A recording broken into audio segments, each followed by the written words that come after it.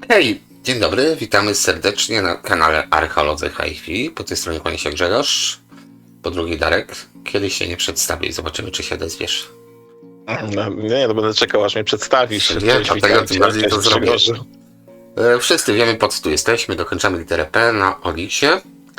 Nie przygotowani jak zwykle, znaczy przygotowani w miarę merytorycznie jesteśmy, aczkolwiek nie sprawdziliśmy, co tu będzie, więc dla nas to będą wielkie niespodzianki. Co na od najniższe, jedziemy z magnetofonami kasetowymi. Tu przy tych niskich to raczej bym oscylował ten następny magnetofon, czyli dwie kieszenie autorewers. Bo te podstawowe takie rzeczy jak ten magnetofon, no jak macie stare kasety, jak najbardziej się nada, tak? Co No, mamy? stare kasety, ale nowe też do niego wchodzą, także Tak, ale jakieś też zbiory. można załadować. No ale powiedzmy po prostu podstawowy odtwarzacz tutaj, no to, że ma... nie ma nawet BIOSu, przepraszam. No, nie ma BIOSu, ale ma Dolby Bo to jest model BC 449. Wiesz co, tak, ja nie wiem, czy 447 nie ma, wiesz? To tutaj tak tą numeracją nie ma się co kierować, że to jest wyższe. Chyba 447, ale głowy bym nie dał, bo Czyli to samo, stąd tak? nie widzę. Tak. No, w miarę ładnym stanie. To jest takie coś, jeśli nie przyjmą. Znaczy, te magnetofony są, myślę, dla ludzi, którzy nie przywiązują wagi do tego, żeby mieć jakiś tam lepszy magnetofon z wyższej półki, tylko po prostu, żeby mieć na przykład do zestawu jakiś magnetofon, bo się akurat wena trafi na kasetę. To jest chyba takie zdrowe podejście, prawda? No, dokładnie i cena też nie jest wygórowana. Znaczy 100 zł, no sorry, tyle w spożywczaku zostawiacie na dzień dobry, jak robicie tygodniowe zakupy, jeśli nie lepiej, więc tutaj te pieniążki to też takie jęczenie, że o panie drogo, no tanio to było. Może tak by było powiedzieć, tak. Dobra, nie mówimy o polityce. No dobra, czyli coś... No, szkoda wielka, szkoda, bo jeszcze jedno, dwa zahaczę. słowa i ja bym Uruchomi otworzył się. ogień do ciebie, No tak. bo widzicie, my z Darkiem jesteśmy jak ogień i woda. Pod wieloma względami i chyba bardzo dobrze, bo się jeszcze nie zabiliśmy, więc taka współpraca jest chyba najciekawsza. Dzięki odległości, tu odległość ma swoje opcje. No okej, no to na szczęście mieszkamy na tyle daleko, żeby się ze sobą nie zgadzać w kilku kwestiach. Okej, no to tutaj mamy tańszą wersję, bo to są jakieś takie, wiesz, Amix nam podsuwa takie, no... No ktoś zapłacił za wyróżnienie, nawet jest to opisane w rogu, więc nie będę tutaj więcej. Tu jest też, widzimy też, to widać, że starszy model dwukieszeniowy z autorewersem, na pewno na tej jednej kieszeni, jak nie na dwóch, no to magnetofon uszkodzony, cokolwiek cena dość atrakcyjna, bo to jest magnetofon dla fanów gałkologii, jak widzimy. Przycisków raczej, ale tutaj za dużo nie masz. A to się nazywa gałkologią, trudno, Okej, można jestem nazwać bogato. przyciskologią, ale jest sobie co pomanipulować, tak, co ponaciskać, pomanipulować, więc Okej. to jest... I wygodna rzecz z racji tego, że jak mamy dwie kasety, chcemy sobie odsłuchać dwie kasety, bo kaset się słucha, nie tylko nagrywa, no to możemy sobie po kolei walnąć A i B i w zasadzie na 2 godzinki mamy spokój z podchodzeniem do magnetofonu, bo to jest tak jak z gramofonem. Wszystko jest pięknie, ładnie, wszystko jest z namaszczeniem robione, cuda, wianki na kiju i tak dalej. Ale summa summarum, za którymś razem jak macie podchodzić co po te 20 parę minut do gramofonu, podnosić, obracać, ma to swój urok. Zróbcie tak imprezę. No po prostu prędzej czy później kogoś wyślecie, ktoś tam zepsuje coś. Więc tutaj kwestia właśnie tego, gdzie stoicie, w jakim rozkroku, czy bardziej wam zależy na wygody i uniwersalizmie, czy po prostu na takim właśnie słuchaniu muzyki, bo wiesz Darku, takie słuchanie muzyki też można podzielić na kilka rodzajów. Słuchanie, nie wiem, ekstremu w łazience, słuchanie, nie wiem, w sypialni, też inny zestaw. Słuchanie takie, że się skupiamy na tym i słuchanie na przykład, nie wiem, radia w salonie, etc., czy tam innych płyt. To do każdego pomieszczenia po prostu inne podejście, należy mieć być może nawet inny zestaw kolorów, żeby się cieszyć tym. Ale dobra, wracamy do magnetofonu. Jak już ruszyłeś łazienkę, to do łazienki w ogóle trzeba było mieć jakiś zestaw wodoodporny, bo taki, ja to przerabiałem kiedyś, wyjechałem na dłuższy czas, pamiętam, musiałem, nie że chciałem po prostu, nie że musiałem, ale musiałem pracować w Warszawie, czego to tak jakoś, no, mieszkałem Nieważne. jakiś czas w Warszawie, nieważne, tak, znaczy tak wyszło, tak? Ktoś tam musiał być, no i wysłali cholera mnie na kilka, czy nawet na rok czasu, już nie pamiętam. I pamiętam, kupiłem sobie tam parę lat przed tym wyjazdem, ja tam kiedyś wspominałem o Techniksie, to był nowy Technik z salonu i coś robili rodzice remont domu i mi go właśnie wynieśli, nawet nie do łazienki, do garderoby obok łazienki, no ale tam ta wilgoć przez te tygodnie, przez te miesiące się osadzała, ja tam przyjechałem w końcu, co to jest, mówię, za bałagan, muszę to wszystko podłączać. No i magnetofon pojechał do serwisu, tam jakiś mikroprocesor mu poszedł od tej wilgoci, pamiętam.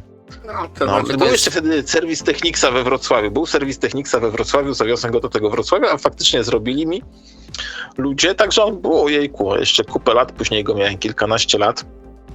Natomiast prawda jest taka, że elektronika nie lubi wilgoci, także do łazienki nie polecam takich rzeczy. Znaczy elektronika nie lubi wilgoci pod warunkiem, że płynie przez nią prąd, bo de facto możesz sobie nawet taki wzmacniacz płytkę taką, jak tu mamy drukowaną, wrzucić do wanny, umyć wodą. Tylko lepiej to dobrze osuszyć i wymyć później alkohol. Natomiast jest to ale to już jest inna sprawa, tak? To już jest inna sprawa. Nie po prostu podczas pracy. Tak. Okej, tutaj jest coś do zrobienia, więc to jest dla chętnych i miłośników geokologii. CTF 700. No tutaj już 1700, no dobrze, niech będzie, że jest wyróżniony, więc na niego trafimy. Widać ładne zbiory Philips, elegancki na 1540. Tutaj co? Pan chyba lubi Pioniera, to wyżej to wygląda troszeczkę... Chociaż Kenwood. To wyżej to jest chyba Kenwood, proszę pana. Ciężko tak po zdjęciu ogarnąć. Wiem, nieładnie się komuś pod domu rozglądać, ale... Okej. To jest jeszcze przed Blu-rayna, tak? Dwugłowicowy bodajże magnetofon. Tu robi robotę ten trzeci wskaźnik. Jeśli potrzebujecie oczywiście go, to macie trzeci wskaźnik wychyłowy. I do kompletu. No i wygląda super, tak otwarta praktycznie kieszeń. Na bogato. Widać, panu nie robi zdjęcia, jak to się robi. Więc do 1700, no niestety lepsze, rzadsze magnetofony będą droższymi magnetofonami, co wam udowodnię niebawem. No cóż, lecimy dalej. Co mam? CT330, złotych 50. No, obstawiam, że za 50 zł to jest po prostu leży, nie działa, uszkodzony, tak. Elektrycznie włącza się kasetę, odtwarza, dalej niesprawdzany. No to jak odtwarza kasetę, no to już chyba daleko nie było do sprawdzenia pozostałych jego właściwości. Nie no, pan powie, że nie ma wzmacniacza, ale nie posłuchać i tak dalej.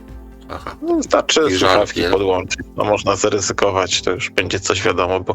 Dobra, jedźmy dalej, tak. No, nie ma nad czym się spuszczać, tak. No, to są to, co my na takie dobranko, proszę, Pionier QT.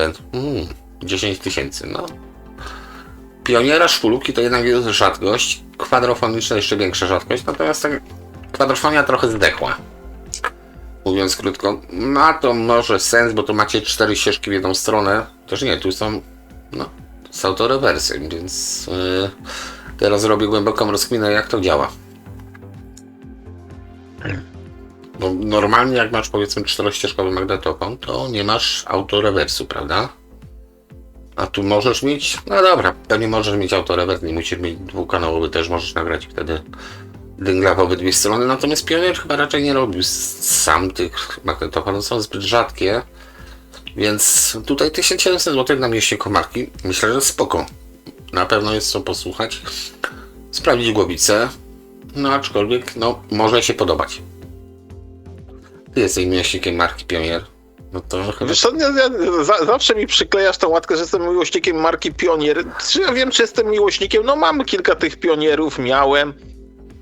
Nie zawiódł mnie ten sprzęt, podoba mi się, gra fajnie, ale też wiele innych sprzętów gra fajnie. Tutaj gra fajnie, to jest takie oczywiście subiektywne, mi się podoba, komuś się nie podoba. Natomiast jest tego coś sporo, tutaj nie ma co szufladkować, czy Pionier, czy Luxman, czy tam Sansui. Po pierwsze, każdy co ma, jeżeli ktoś ma, tego słucha, nie sprzedaje, czy nie chce sprzedawać, to znaczy, że mu się niech podoba. Niech się cieszy po prostu z tego zamachu. I niech się cieszy tym pewnie. Zgadza się. Następny stary Pionier. No stary, tak. Mówię, takie dużo tych Pionierów będzie, podejrzewam, więc tak będę trochę przeskakiwał pomiędzy nimi, bo po prostu mi się osobiście nie chce porównywać wyglądu. No te tutaj powiedzmy tymi kolorami. Jakieś wieży pasuje, no ale już teraz na przykład się przyjrzałem, to brakuje tutaj nakładki na przycisk. Więc troszeczkę dyskwalifikacja raczej sprzęt na części, nawet nie sprawdzam, czy sprawny, bo nie chcę.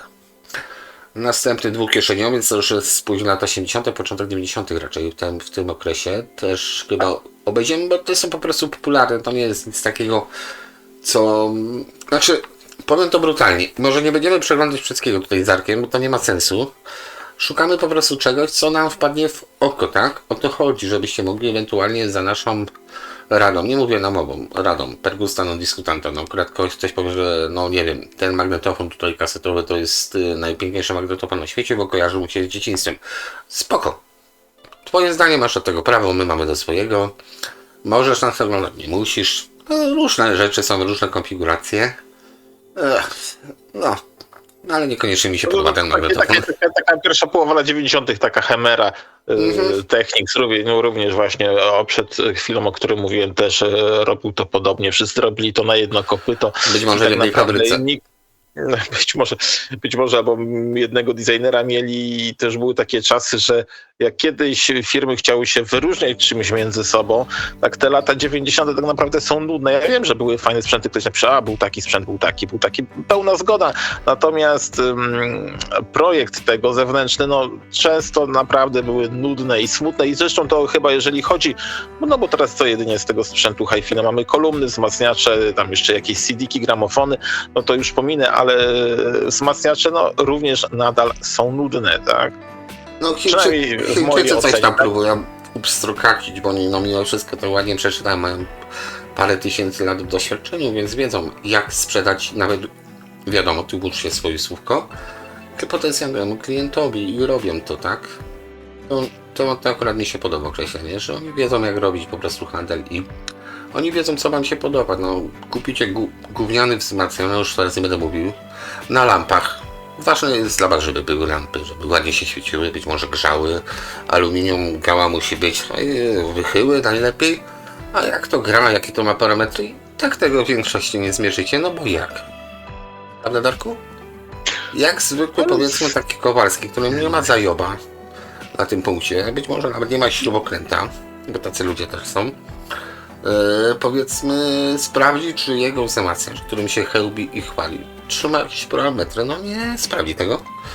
No ale znowu wracamy do tego, co ja mówię, czego ja sam doświadczam, ale po co?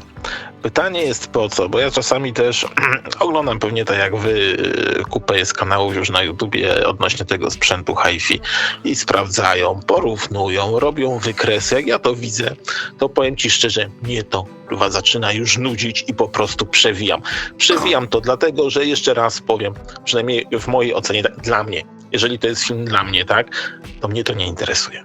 Mnie to nie interesuje. Mnie to interesuje, czy według mnie, czy u mnie to gra dobrze, czy gra źle. Czy mi się podoba, czy nie się... A cała grzechu prawda, a cała grzechu ta prawda, tych naprawdę mnie to już wali, grzeje i tak dalej. Znaczy mówiąc szczerze, my tutaj takie małe pogaduchy sobie znowu zrobimy przy okazji tego odcinka, przesuwając się do jakichś słusznych cen. No ja cały czas na przykład chciałbym zrobić dla was jakieś odcinki o kolumnach, ale takie, które ja bym chciał obejrzeć i to już powiedzmy 2 lata kombinuję jak to zrobić dobrze i powoli już się wykluwa tutaj po wielu naradach z Darkiem, z innymi znajomymi po prostu jak to zrobić, żeby to miało sens, żebym ja to chciał obejrzeć, bo oni chcieli to obejrzeć, żeby nie było właśnie takiego górnolotnego pierdzielenia, że na przykład kolumny po jakimś tuningu grają lepiej i słychać to na waszych kreatywach przy komputerze, albo nie daj Boże mówię, nie daj Boże, źle słowo, na YouTube, na laptopie albo na telefonie, tak? I słyszycie różnicę, nie? Ja na przykład jestem pod tym względem troszeczkę ortodoksem. Owszem, z tych kompletów kolumn, które ja posiadam, zmieniłbym jedno, bo tam ewidentnie inżynierowie spierdolili po prostu robotę, bo cięcie wysokotonowego zrobili prawie jak średniotonowego i te głośniki się po prostu namiętnie palą, a z racji tego, że to są sisy, to ich naprawa nie jest tania, tudzież patrz, ból dupy i one i tak się spalą, bo zrobicie troszeczkę za głośno, dostanie za dużo tego prądu, bo to jest cięcie wysokotonowca, żeby on się nie spalił od widoku tego prądu, który przyjmuje na klatę niskotonowy. I no, tylko ta jedna kolumna, ale jestem ortodoksem, bo zakładam, że to nie jest pan Mietek czy tam Heniu, pozdrawiam Mietków i Heniów, którzy sobie coś tam klepią, wykoncypowali w piwnicy i to testują w tejże piwnicy, tylko zakładam, że takie firmy, no nie wiem, no szczelam, pierwsze co mi przyszło Blaupunkt, tak? ale powiedzmy Siemens czy jakiekolwiek ze złotego okresu, to lata 60., 70., tam byli inżynierowie, akustycy, tam mieli pomieszczenia, komory bezechowe i oni to naprawdę starali się robić dobrze, bo brali za to pieniążki swoje. To było ich życie.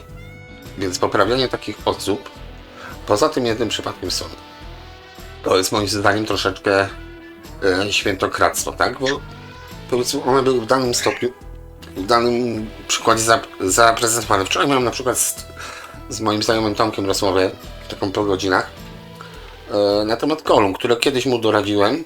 To były Sumity, takie małe XP seria, dwudrożne. One są połączone, Darku, z wzmacniaczem Marantza z 2009 roku. Czyli już taki nowy. Każdy przychodzi i się dziwi, jak to ładnie gra. W tym wypadku widocznie kolumny robią robotę, a to są takie małe, płaskie, niepozorne Sumity i gra to super. Proszę, można było zrobić coś takiego? Wtedy można było. Dobrze, ale to jest po raz setny to jest dowód tego, że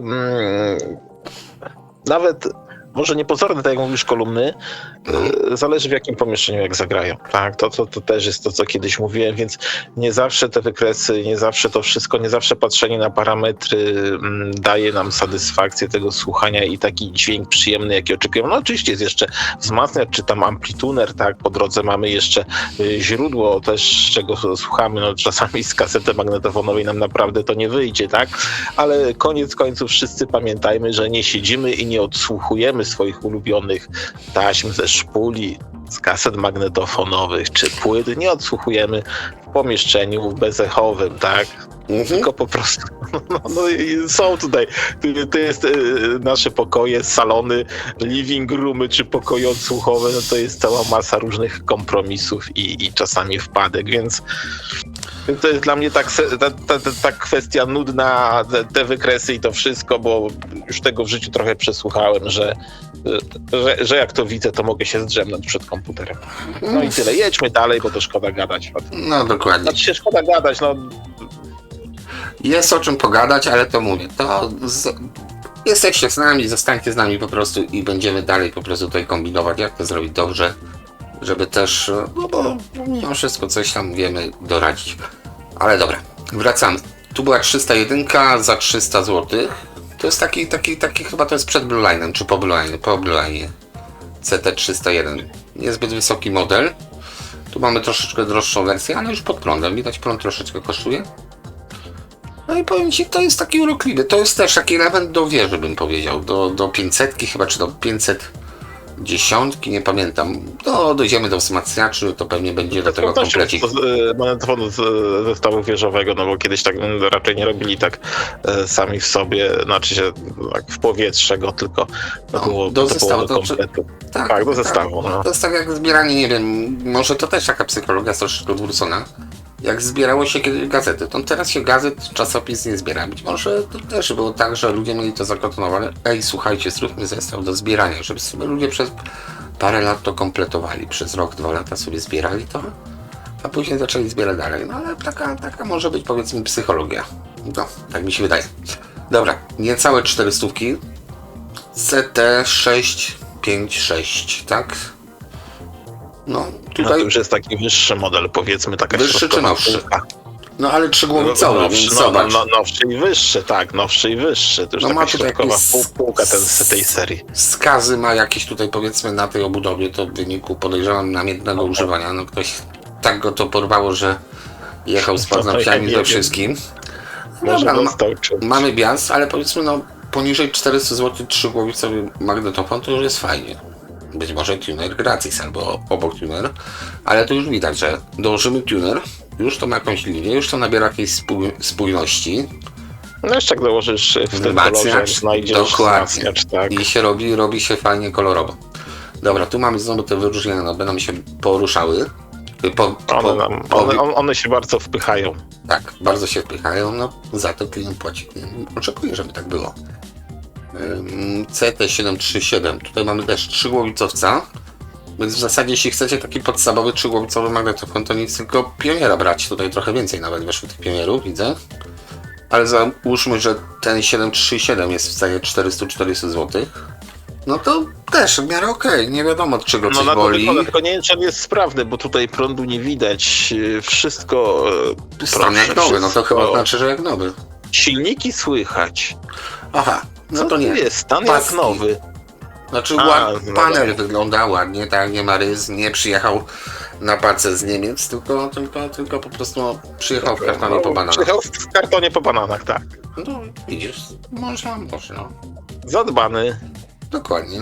Było ostatnio, miałem takiego, ostatnio razem jak byłem na targowisku, to też pan sprzedał właśnie tam jakiegoś CD-ka, pioniera i tak dalej.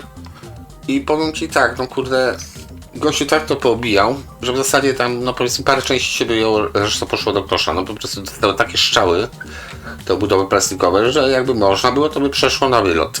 Na szczęście tak długich elementów prawdopodobnie nie wiózł. Jedyne co wytrzymało to kolumny, których jeszcze nie słuchałem, przyznam się szczerze. A tą 500 miałem, to jest ogólnie dość taki wdzięczny magnetofon. Nie jest to jakiś tam wodotrysk, ale po pierwsze jest ładny, po drugie pasuje już do tych starszych wież Pioniera. 450 zł, no sorry, no patrząc na inflację, jaką mamy teraz, no to jest 200 zł parę lat wstecz. Więc cena, myślę, taka w miarę okej, to jest klasyk. O, to jest już klasyk, myślę, i ogólnie mało pierdzielący się klasyk. To chyba dobrze, prawda? Jakie mało pierdzieli klasyk. Każdy szybciej czy później będzie się pierdzielił, no chyba, że masz po remoncie, po kapitalce, no to jak jest dobrze zrobiony, no to wtedy jest No już kapitalce, sprzęt na lata. trzeba się liczyć też. Znaczy po pierwsze, moja rada jest taka. Po pierwsze, sprzętu trzeba używać. To jest pewne, tak? To nie może stać Tak, to 10 lat po prostu nieużywane jako ozdoba, bo to masz z sobą ozdobą zostanie.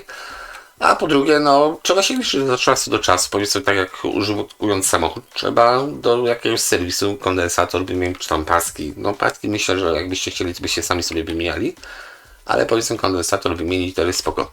Tutaj mamy, powiem ci, zajebisty ten magnetofon. Jest taki dwukieszeniowiec. Faktem tutaj nie ma autorewersu w tej kieszeni, ale VU-meter upchali tam, gdzie bym się nie spodziewał. Czyli na samej kieszeni. To już jest na propsie, myślę. Wiesz co, on w ogóle ma taki design dość kosmiczny, nietypowy, niecodzienny, także to też może być ciekawym. Może być. No, to jest właśnie to, że ktoś sobie to może kupić, bo mu po prostu się podoba, tak? Nie interesują go tam, wiesz, jakieś tam właściwości mechaniczne, czy tam... No nie do końca tak, no powiedzmy, niech trzyma tą średnią, jeżeli chodzi o odtwarzanie kaset, ale ktoś może kupić, bo po prostu jest ciekawy wizualnie. Jest ciekawe. Ciekawe, że... Chciałem powiedzieć podwójnie ciekawe. Zobacz, tutaj ta lewa kieszeń jest podświetlona na pomarańczowo i tu są wychyły, a prawa jest na zielono. I wychyłów nie ma, no bo po co dublować, ale no w ogóle ktoś tam po prostu zrobił... A zróbmy tak. A dlaczego by nie? No i zróbmy. No nie wiem, czy to jest oryginalne, nie mam pojęcia, czy ktoś jakąś folię wsadził, trudno powiedzieć, no ale jakiś tam to efekt daje. Chociaż ta prawa, daje... Dobra. Tam po prostu, grafika, bum. No i tak jest oryginalne, no i co? No, ale już po czym innym wywnioskowałem. Zobacz, gdybyś wrócił na to zdjęcie z aukcji, no fajnie. 05W, ten jest ładny. No ładna rzecz, kurczę, naprawdę takie urokliwe. No, dobra. Widzisz, na kieszeni tej, gdzie jest podświetlana faktycznie na zielono, masz zielone opisy, a daj tam tą drugą. A tam masz pomarańczowe raczej na pewno będą, tak? No tak, zgadza się. O właśnie, no. Naprawdę to jednak nikt sobie sam tego nie zrobił, to był zamysł, no powiedzmy, inżynierów górnolotnych, no nie? Okay, no to tutaj powiedzmy 450 zł za coś ciekawego, a tutaj mam 450 zł za coś troszeczkę bardziej ciekawego, że wątpię, że to jest ta cena. Bo tutaj przewijanie nie spodziewam się... Już komenda na budowie, okej, ale 4,5 stówki za coś, co wygląda w ten sposób, no to już bym szarpał, tak? To dla samego wyglądu. Tu jest jednak widać, że inżynier wziął, sklepał i zakneblował księgowego. No to widzicie, to następna okazja do zakupu, bo on rzeczywiście bardzo fajnie lusterko takie, co widać, prawie kasetę. Tak. No i z góry ma klapkę tam chyba też, z góry można zaglądać. No, to powiem tak. O właśnie. O regulacji pewnie to jest azymutu. No okej, jest, no powiem tak, za 4,5 stówy, no tego bym szarpał z miłą chęcią, bo tutaj no to jest już, no mówię, to nie wygląda tak, żeby nie zwrócił uwagi, bo no tutaj pewnie są te czarnuszki Jak będzie wieża, to one zwrócą uwagę czyjąś, ale to ten magnetofon, który przed chwilą mieliśmy, on sam sobą zwraca uwagę. Tutaj co mam? CT300, czyli taki Blue Line podstawowy. 500 zł, no bo na niebiesko się świeci. No Blue Line za 5 stówek po prostu. To jest od wieży No też. miałeś kiedyś chyba takiego właśnie, takiego Dokładnie bardziej tak, naleśniczka ale- Blue Line'a, niedużego. Trafił do muzeum, więc dobrze do muzeum, Tak. do zbiorów Romana, więc tam pewnie zostanie. Nieważne, znaczy no okej, Pionier, no dobra, Blue Line, po prostu Blue Line za 500, więc chyba najtańszy jaki można sobie wyobrazić. No tutaj jest 520, ale to tak nie jest chyba Blue Line. Tutaj mogę się troszeczkę, że tak powiem, mylić. No owszem, jest niebieski wyświetlacz, ale to nie do końca jest ta seria. Może tak powiem, jeśli miałbym coś z własnego doświadczenia doradzić, ten jest Blue Line, zgadza się, on jest starszy troszeczkę. Ten powiedzmy ma ten kolor, ale to już jest inny zestaw. Ten magnetofon prawdopodobnie też jest troszeczkę mniejszy od tamtego. I poza kolorem to tak nie do końca. No widzisz różnicę, Darku, nie? Widzę, No. widzę. A ten to jest mimo wszystko troszeczkę inaczej. Natomiast on gra, to jest właśnie zaleta tych prostych dwugłowicowych magnetofonów, że one przeważnie po wymianie pasków działają dalej, bo tam nie ma zaawansowanej technologii, żeby się zaczęło po prostu kocić niesamowicie w środku, tylko po prostu wymienić paski i jechać dalej, tak?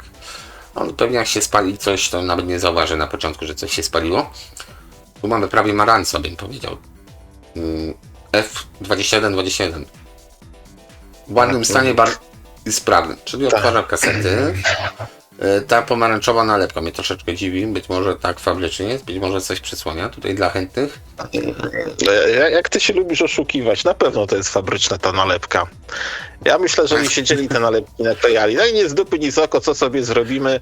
Oczywiście, że A tak. nakleimy sobie naklejkę pomarańczową. No słuchaj, ja mam na Akai, na kółku Capstanu mam taki jakby naklejkę holograficzną, okrągłą naklejoną. Też mógłbym ewentualnie się zmusić do myśli o tym, że to było fabryczne. No okej. To bardzo dobrze, właśnie trzeba umieć sobie robić różne rzeczy. No i 520 to jest to znowu jest Blue Line. To Blue Line to jest tak jak ten biały kruk, czarny Colt, czy tam cokolwiek innego lata po okolicy, tak?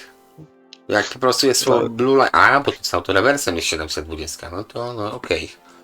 Ale no powiedzmy jest hasło Blue Line, to już po prostu ludzie sikają, no pewnie dlatego, że pewnie innych marek wyższych nie znają, bo ten Pionier, owszem, jest to marka jakaś tam powiedzmy premium, ale w tej najwyższym wydaniu, ale też były, jak widzieliście, przy tym szurunowym wstępie oferty magnetofonów za parę groszy i de facto jednym z najtańszych magnetofonów czołgowych jest właśnie Pionier. I cóż tu dodać, no nic za dużo. Tutaj znowu mamy tą 500, tylko wydanie 506, tam mieliśmy z białymi wychyłami, tu mamy z czarnymi. To w zasadzie chyba to samo, by trzeba było wziąć jednego, drugiego, porównać. Tam była otwarta kieszeń jeszcze. Przy 500, nie było, przepraszam. Ale powiedzmy, byliście inaczej, magnetofony różnią się tam stylistycznie. 500, 506. No i cena, tu już mamy 6 stówek. Jak widać, tych 90 lat, końcówki 80 jest po prostu w opór. I myślę, że podobnie będzie ze wzmacniaczami, kolumnami głośnikowymi, więc też będziemy tak sobie skakać. O, mamy 500 na życzenie. 500, 4 przyciski na dole 3, 4 na dole 3. No, różnica kosmetyczna. Tutaj jeszcze są nogi. Tutaj. Dobra, na temat tych nóżek się nie wypowiem. Dla mnie się... No tak, to bardzo dobrze, jedźmy do Tak, jedźmy dalej gdzie indziej, nie po tym. Dobra. CT520 następna, czyli powiedzmy taki dość zawężony. O, propos tego, tamta 500. Już teraz się zacząłem gubić z nazwami w zeznaniach. Ale ten Blue Line, o którym mówiłem, że jest Blue Line'em, może nawet go gdzieś tutaj mam. Tak, mam. Tutaj już macie zestaw. CT300 proponuję. I do tego dowalić na przykład taki wzmacniacz, który będzie drogi, bo to jest Blue Line. I już macie fajną linię. Pasuje? No nie pasuje, to jest inna linia, tak? No i tyle. No Blue Line, po prostu na niebieski. Bardziej nie pasuje, co mam. No tak, dlatego mówię, taki Blue Line, ale no nie dla purystów bym powiedział Blue Line. 500 następna, no kurczę, 500 po prostu. 80-80. Czyli to jest przed Blue Line'em. 1100 zł sobie pan życzy. No, kieszeń otwierana. Tutaj mamy, co mamy? Licznik z pamięcią, czyli się zatrzymuje na 00. Standard chromowe, ferrochromowe. To wskazuje na drugą połowę lat 70.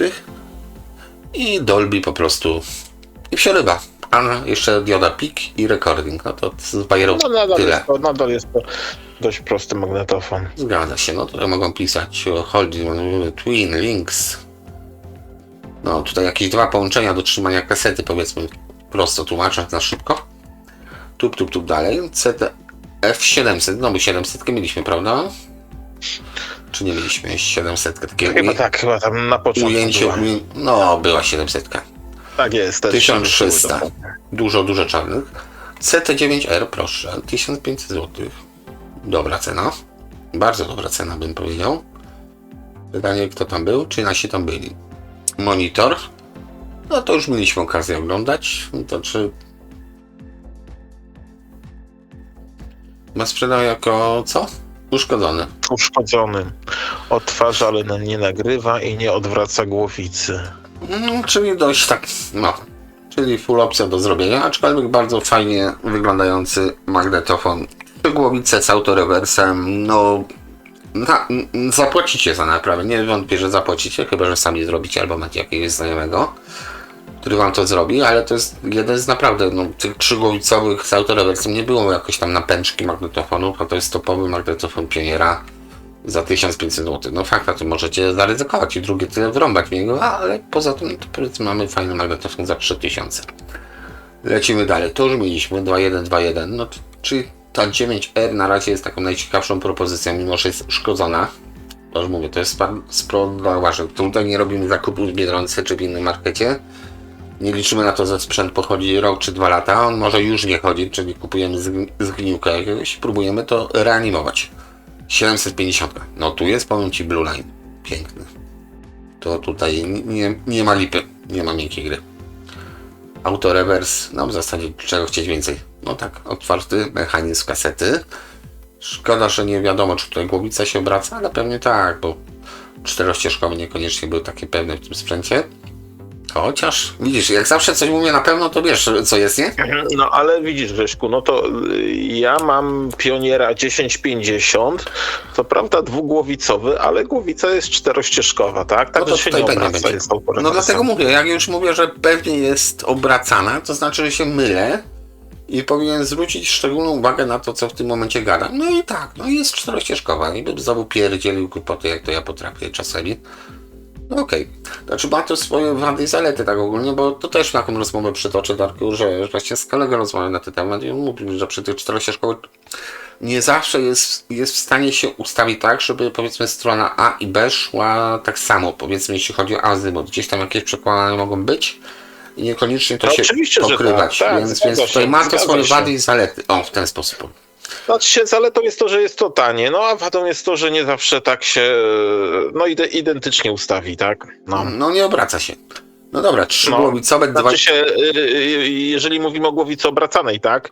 No to, No to tak. właśnie zaletą głowicy obracanej jest to, że ona jest w miarę tania, bo to jest kawałek plastiku, kawałek głowiczki, tak? Ale nie zawsze ona się obróci, tak? No więc lepsza jest właśnie głowica taka czterościeżkowa, ona jest po prostu nieruchoma. No tu mamy następnego Pioniera 800, czyli 3 głowice już. No jest ładnie, 2 kapstany, co widać. No roleczka, może troszeczkę się świeci ta prawa, ale to kwestia odczucia. Wersja Blue Line. Ale powiedz mi, czy oni to sygnowali jako Blue Line, czy oni w ogóle pisali u siebie w katalogach, że to jest Blue Line? No Wiesz dobra, co, Grzesiek? dobre pytanie, nie? To jest taka chyba nazwa marketingowa, podejrzewam. Ten Blue Line. Niebieska line, ale to no, może być... Dobra, może ktoś w komentarzu napisze, kto będzie miał czas, żeby to poczytać, żeby sprawdzić. CTF 1050. Misiu, czy ty czegoś nie masz? Nie. A pokaż mi, jak on wygląda. A, mam taki, no właśnie, A to właśnie jest nie trzygłowicowy? mówię. Nie, to jest dwugłowicowy. Aha, z autorewersem i ma pełny. No dobra, no to Tak. gra, czy jeszcze nie Właśnie gra? trzymam w lewej dłoni do niego komplet nowych rolek, które muszę Okay, wymienić. no to już wiecie, co was czeka, jeśli kupicie. Tutaj Darek może zademonstrować, jak ktoś potrzebuje, jak to działa przed, jak to działa po. Czekaj, ja tu zachęcająco mogę takiego ASMR-a zrobić do mikrofonu. To są rolki. Miętolisz rolki. Miętoliłem rolki, tak. Właśnie Dobra. leżą. 850. I teraz tak, wchodzimy w ten topowy zakres, 2500 i znowu zaczyna się robić nudno, bo one będą powiedzmy mniejsze, większe, ale już tutaj będą też znowu stylistycznie bardzo podobne do siebie, prawda? Czy to jest 850, czy wyżej? No, wyżej będzie więcej metalu, więcej chromu, ale już takie, no powiedzmy super, hiper różnice, no myślę nie będą tutaj. No, na pewno jest to dobrze zbudowane, też jeszcze wiesz, że są stare sprzęty, tak? Front panel mamy z prawdziwego aluminium, tam jest kilka milimetrów aluminium, te pokrętła również są aluminiowe. No dobry kawałek Stalowa. metalu po prostu. To Tak, akurat wam się to nie jest- rozpadnie w rękach, tak jak czasami te Akai, bo tutaj Darek ma No, taką przygodę z no, Akai, gdzie tak, plastik po tak. prostu się zutylizował. No, bo A był no spaczenia się rozpada, ja już tutaj mam plany, jakiś muszę porządek zrobić, ja już wiem co z nim zrobię. No okej, tak jak mówiłem, tutaj 900, czyli wyższy, dosłownie wyższy model. Proszę bardzo, Parę piękny guziczków jest. więcej, ale jest parę milimetrów też wyżej. No tu już ta kaseta taka jest delikatna, no to jest i tak magnetofon dużo większy od Dragona On w gabarytowo. ogóle jest robiony, wydaje mi się raczej dobrze mi się wydaje, on jest robiony pod kopertę drewnianą, jak widzisz. Aha, żeby się Jak te skrył jeszcze wysokie Dragon. modele Pioniera też wzmacniacz, on jest zrobiony pod kopertę, wiesz, on ma ten front panel Grześku wypuszczony i tam go można było, o właśnie, No. ma taki kołnierz od frontu, jego można było ładnie w taką kopertę drewnianą wsadzić. Okej, to już jest mebel. To jest taki magnetofon, który Tak. w zamyśle też miał starczyć powiedzmy klientom na długie lata, nie na okres gwarancji, tylko ktoś, kto wydawał tyle pieniędzy, liczył na to, że pogra sobie 4-5 lat bez awarii, a nie 2 lata. I to też było pewnie w takiej linii prestiż, że powiedział to prestiżowej magnetofonów wyliczone, że one też będą trwalsze i będzie można z nich dłużej korzystać. Znowu tych 900 też wykichało 900, 9199, no dobra, tutaj też można. 950, tak jak powiedziałem, znowu się zrobiło Darku nudno. No dobra, sprawdźmy to CT91, 5 koła. No jest drewno, to na pewno parę punktów do wartości dodaje. No 3 głowice jak najbardziej, to standardowo, no niestety standardowo, bo po prostu to mimo tego, że no jest na bogato, tak, no drewno robi robotę. To No już bardzo jest, ładne. no tak, Piękny mieć cały zestaw tego, przecież można dostać całą, wiesz, no można sobie to skompletować przy spróbować po odrobinie kolei. szczęścia, może niekoniecznie u nas w Polsce, ale gdzieś tam na eBayu poszperać, to całość można wyrwać tej Referenc serii. kasetek. No tak, ale jak pozbawi Tak. tego drewna, tych nóżek, powiedzmy takiego złotego napisu, no to w zasadzie też on się już aż tak bardzo nie różni. Różni się detalami, nawet zaryzykowałbym stwierdzenie stylistycznymi, od modelu, który był niżej o jedną klasę albo dwie klasy, nawet tego samego producenta. Tutaj widzisz, to jest właśnie takie przekonanie. Tutaj mamy referencyjną listę. Tu się dopierdolę do czegoś, co widzę po prostu, czyli do prawdopodobnie plastikowej gałki, prawda? Drewno, złoto, wszystko skromne, nieskromne, a tutaj plastik. Bach. No wiesz, gałki już kupowali od jakichś producentów, te po Tak, prostu czyli- gałki No leciały. dobrze, ale nie? właśnie chodzi mi o to, wyobraź sobie, pozbądź się tych złotych właśnie wstawek, tego drewna i zostajecie jednak taki, no powiedzmy, Ale to mamy samo jeszcze co była piękny- konkurencja. Piękny bursztynowy wyświetlacz. Okej, no to według bursztynowy świetlacz, no. Okej, ale wiesz o co mi kaman, tak? Dobra, tu sobie zobaczymy. Na pewno były RT1020. lepsze komponenty, być może były jakieś tam środki miedziowane, natomiast to, co 150 razy powtarzam, oni dobrze też wiedzieli, że ludzie kupują oczami i te wyższe modele, czy te Musiało być takie. modele, za które chcieli wyrwać większe pieniążki, no po prostu robili tak, żeby ci się chciało to kupić, nawet jeśli tego nie potrzebowałeś. No tutaj piękny mamy, znaczy tu wszystko mamy, tak? No Tutaj wszystko jakaś mamy, taka tak. dość Do góry fajna mamy kolekcja. Philipsa, mamy Ktoś sobie Akai. to ładnie poustawiał, aż zazdroszczę, że po prostu tak sobie to zrobił, no. No jest ładnie. Też bym sobie tak zrobił. Nie mam koncepcji. Nie mam koncepcji. No kolumny dość sporawy bym powiedział. Ale dobrze, kto na czym słucha, nie moja sprawa. Dobra, CTA 7, to akurat mieliśmy okazję oglądać chyba w przypadku katalogu. No dobra. No i cóż, tu mamy 3 głowice tylko chyba i wyłącznie, plus naprawdę jebudup wyświetlacz, bo to trzeba przyznać, że jest ogromnych. No oczywiście całą resztą trzeba się pochwalić, bo to na bogato. Ale co mi się podoba, tam pod spodem stoi Super Eleven, to jest coś, co myślę nie tylko mnie się podoba. To czy tak, z wyglądu tak, O, to są tutaj. fajne. Ja miałem okazję Super Levena, tego pioniera, słychać poniżej tego, powiedzmy, z tymi żarówkami, bo wiecie, tutaj się tak trochę popastwię nad tym, bo akurat tych wszystkich miałem okazję słuchać. Tutaj to nie macie żadnego oscyloskopu, tylko macie 3 żaróweczki, które sobie mrygają. Od cały ten wyświetlacz. Nie macie. Po prostu nie. Bo to jest kwadrofoniczne. I to tylko tak, może żarówkę wymienię, bo się spali i tyle. No to jest bydle. Super Eleven, tak samo jak zwykła 11. Timer To tu zresztą widać, że to jest bydle właśnie tutaj w tym anturażu. No ten pionier nie jest mały. Ten pionier nie jest mały. Super Eleven, da. Dokładnie. A co tam powyżej? Trochę odchodzimy. I Marantz. To czy powiem ci tak, z Marantz, Marantzami tak. też mam ten problem, taki dysonans poznawczy. Bo słuchałem tych najwyższych modeli, zawsze było po prostu w pizdu, gwizdu, basu. Jak ktoś napierdala sąsiadom tak, żeby im szyby powypadały, to te wyższe modele Marantza są dla ciebie. Ale ciężko było to mi okiełznać po prostu, bo zawsze trzeba było no po prostu porządnie zdjąć bas, konturu w ogóle nie włączać.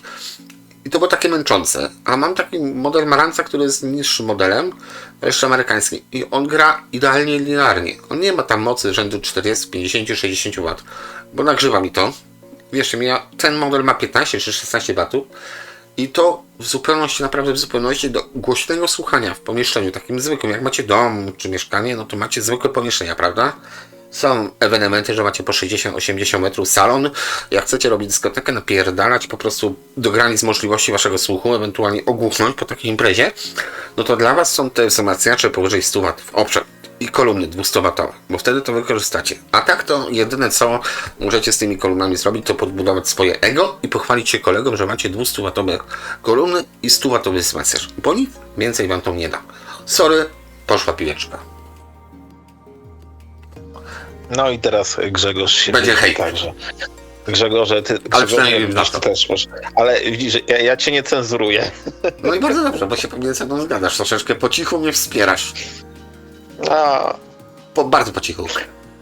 no bardzo po cichu, dobra, idźmy. No dobra, tutaj jest taka Co to? cena przyzwoita, powiem ci, no aż się dziwię. RT901, tak. bo tutaj no, dobra, nie będę, tu sobie oszczędzę, ale powiedzmy, no nie powariowali z cenami i 6000 powiedzmy to tak. A, już wiem dlaczego 6000. Ale spoko, to jest do zrobienia.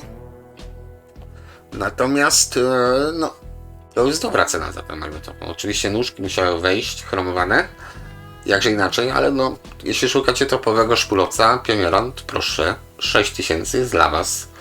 Ma jakieś tam skasy, wady, nad tym stoi pewnie sensui lampowe, ale poza tym, no, kawał pięknego magnetofonu z autolewecem. Wiem, że z tym magnetofonem jest taki problem, Darku, że mój znajomy taki dawny, to ten wyświetlacz na dole, jeśli on nie działa, ściągał jedyną sztukę z Australii. Śrubkę? Wyświetlacz cały. A, ja słyszałem śrubkę. Bo nie on wiem, się czemu. może spalić, a jak się spali, to jest problem. Grzesiek, bo poczekaj, no wstrzymaj konie. Magnetofon na części. Czyli szpulania by plus. A już myślałem, że Czekaj, poszli no, po rozum do myślałem, głowy. że- Dobra, nie ma. Myślałem, Dobra, że to nie, jest no po prostu jakaś nie, promocja, nie, a to- nie. Kurde, zawsze, no, naprawdę. No i nie mogę, no. No i nie mogę ani sobie poprzeklinać, ani nic nie powiedzieć, co myślę o takich rzeczach, ale czyli jednak te najdroższe rzeczy będą należały do jednego sprzedawcy. Tam był też, ominąłem go już, żyłem. Tutaj Akai nam się zakradnęło. Czterościeżkowe. No czterościeżkowe. No, fajnie to wygląda, dużo wychyłów. Tak, ostatnio patrzyłem na wychyły sobie i tak się zastanawiam, czy one chodzą, czy nie chodzą, bo nie widzę, bo mam parę metrów z kanapy do miejsca, gdzie szpulowy magnetofon stoi, to te wychyły nie są wcale jakieś takie małe, więc tyle jeśli chodzi o wychyły. Dobra, czyli tutaj mam już normalnie 12,5 tysiąca. Troszeczkę drożej, ale być może cały. No za taką cenę chyba powinien być cały. No, jeszcze w Oferta ogóle. można do niedzieli. No i spoko. To tutaj. No bo wiesz, parę lat temu to pamiętam, że kolegę zawoziłem, to parę dobrych lat temu, po model 707 RT to wtedy on kosztował 3000 i to była świetna cena, więc tutaj tak akurat te pioniery trzymają swoją wartość i trzymać będą. No i no jest na co popatrzeć. No i co, cóż powiedzieć, kto chce bardzo, można powiedzieć, ja powiedziałbym bardzo proszę, gdyby to był mój, no nie jest mój, ale Ale czemu tanie nie? to było. Tutaj jak widać, no już wiem od kogo wy jesteście, więc tutaj nie zajrzymy, bo nie muszę. Dużo drożej. No ale no cóż, no, są ceny droższe, są ceny większe ceny, wyższe ceny, przepraszam, nie droższe ceny, to tak jak masło maślane, nie? Ale ogólnie no na razie ten wygrywa tutaj, no bo powiedzmy jest ta cena przyzwoita, zakładam, że już musiał jakiś przegląd przejść, więc spoko. Dobra, głośniki kolumny, tutaj jest jeszcze więcej nakichane, zobaczymy czy się zmieścimy w naszym takim czasie, bo tutaj dzisiaj jeszcze Darka tak wyrwałem z jego planów dziennych, więc, ale mamy jeszcze spokojnie, damy radę. Trzymamy się. dzisiaj, kiedy to nagrywamy, jest tłusty czwartek, więc to... No, już, no, swoje przyjęliśmy. Okej, kawka weszła, więc możemy jechać dalej. Tutaj pioniera, no właśnie z tym z kolumnami będzie troszeczkę problem, jeśli chodzi o pioniera, z racji tego, że będzie dużo kolumn, które nawet na pionierze powiedzmy były zbudowane. No to jest ile będą pisane No jako pioniery? tam wcześniej była jedna sztuka, to żeśmy się kiedyś chyba na nią nabrali, bo ona cały czas leży. 31, To właśnie to, tak, znaczy, tak. ale te chyba mam. To Może są, masz, tak. może niekoniecznie to podobne mam, po prostu to są stare pioniery. No. Te sobie pozwolę zobaczyć, nie, po prostu widzicie tutaj na dole taki cień widać, to jest otwór taki stratny, to nie jest baczewny, to jest po prostu otwór, dziura. Niech będzie dziura, ale wysokotonowy na formie, prostokątny. No i średnia to nowy, to jest stary pionier, szkoda, że jeden. Tutaj jest wersja Bardzo ośmiomowa. szkoda. Ja mam taką ciekawostkę, muszę się tutaj do tego dobrać, dokopać. Tutaj słowo jest adekwatne, dokopać. Z racji tego, że ja mam 16-mową, każdy kto ma lampę, to by chciał powiedzmy łapki na te kolumny zapewne I położyć. mówisz o tych malutkich, prawda? O Znaczy tych są dużych, takie... nie, na 30 proszę pana, No, 16-mowe to ja pioniery. pamiętam inne, że masz jeszcze takie właśnie, powiedzmy, wyglądają podobnie, ale Najtańsze. takie małe pioniery masz. Masz takie kolumny A małe. tak, to są 441 chyba pioniery CS i to ja je kupiłem, bo to są amerykańskie pioniery, ale to jest ciekawostka, taka hybryda.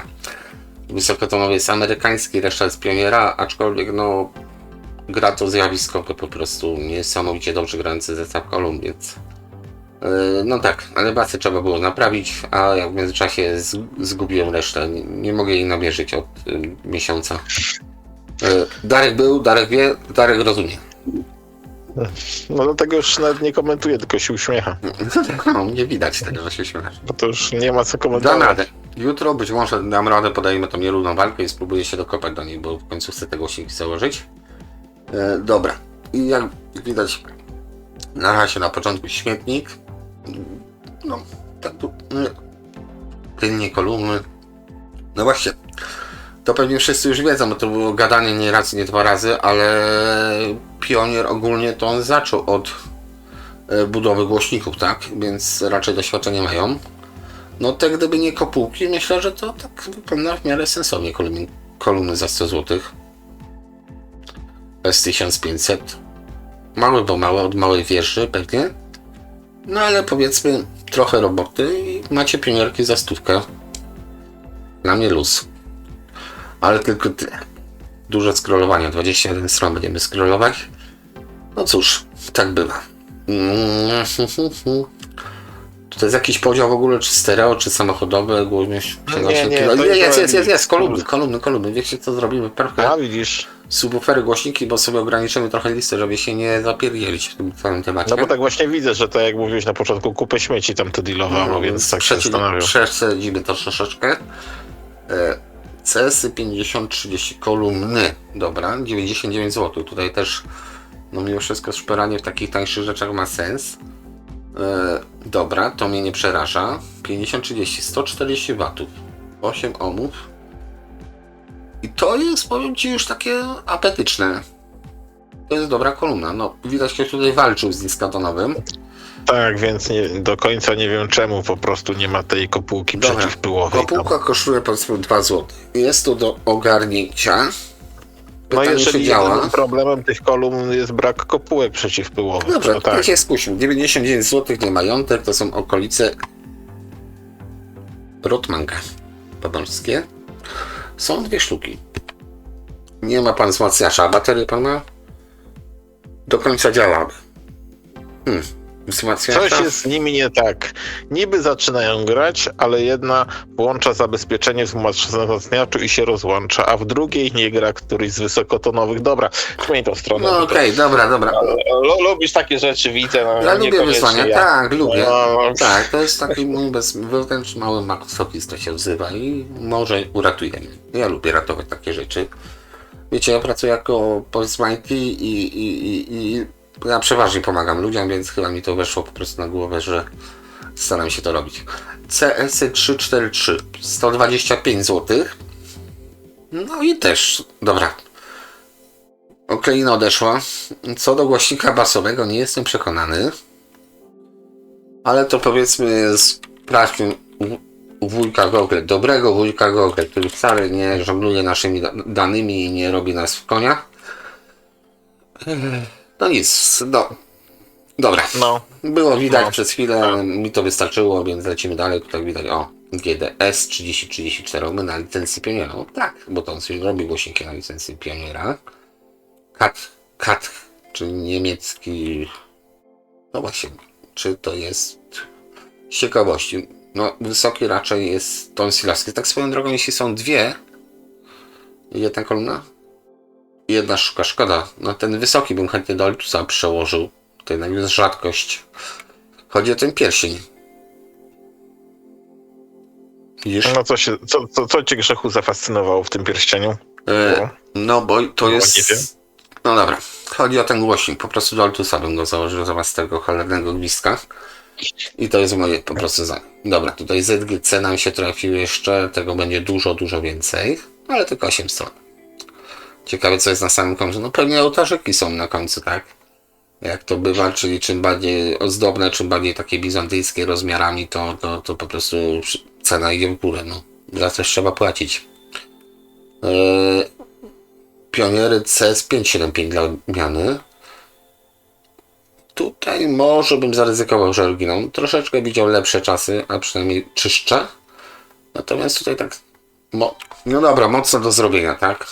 Żeby tym można było się pochwalić. Ja bym na przykład o tym kolumnadarku pomyślał, bo mam tam 957 model, ale taki mocno zużyty i nadal nie wiem, jak się do tego dobrać. I to czasami trzeba poszukać pod kątem właśnie dawców, czy by pasował na przykład ten głośnik średnio wysokotonowy, bo tak zakładam, że tu jest. Półkowy. To jest podłogowe monitory. No to jest bardzo ciekawe określenie. Albo półkowy, albo podłogowe monitory, czyli albo trzymamy to na pewnej wysokości przy ścianie, albo na podłodze. To nie jest albo, więc nie wiem, tutaj chyba niepotrzebne skreślić. Ja obstawiam rodzaj półkowy. Szczególnie, że ten bas reflex jest z przodu, więc jeśli przy półeczce to damy, to nie będzie gdzie miał pchać. 50 Hz. Tak. Znaczy się, wiesz, no nawet jeżeli są półkowe, to nikt nie zabroni ich położyć na podłogę, tylko to wtedy po prostu nie gra. Tutaj patrz, Nie gra. albo może być za dużo basu de facto, bo to też inaczej jest zaprojektowane, ale to tam co by się znamy. Kolumny Martin 305. Nie, to Cine Pionieru Vita. O, to słowo nie. Pioniery. Czyli szukam pioniera trafiących takiego, bo akurat może mnie zainteresować. No nie, jakiś tam myśl jest. Aczkolwiek, no, tak średnio. Kolumny pionier, no tutaj raczej chyba samoklepy bym obstawił, szczególnie, że wysokotonowy raczej pionierem nie jest. Może coś to było. Okej, ktoś coś zrobił. To swoją drogą jest świetny głośnik wysokotonowy, więc nie będę psioczył 270 zł. No właśnie, do sypialni, do pokoiku, do garażu już za tą kwotę można brać kolumny. Nie szkoda większych wyrzucać. CST 6001 sztuka, nas interesuje. Jedna sztuka, tak. No, znaczy mnie interesuje jako dawca, ale to sobie później najwyżej zajrzę.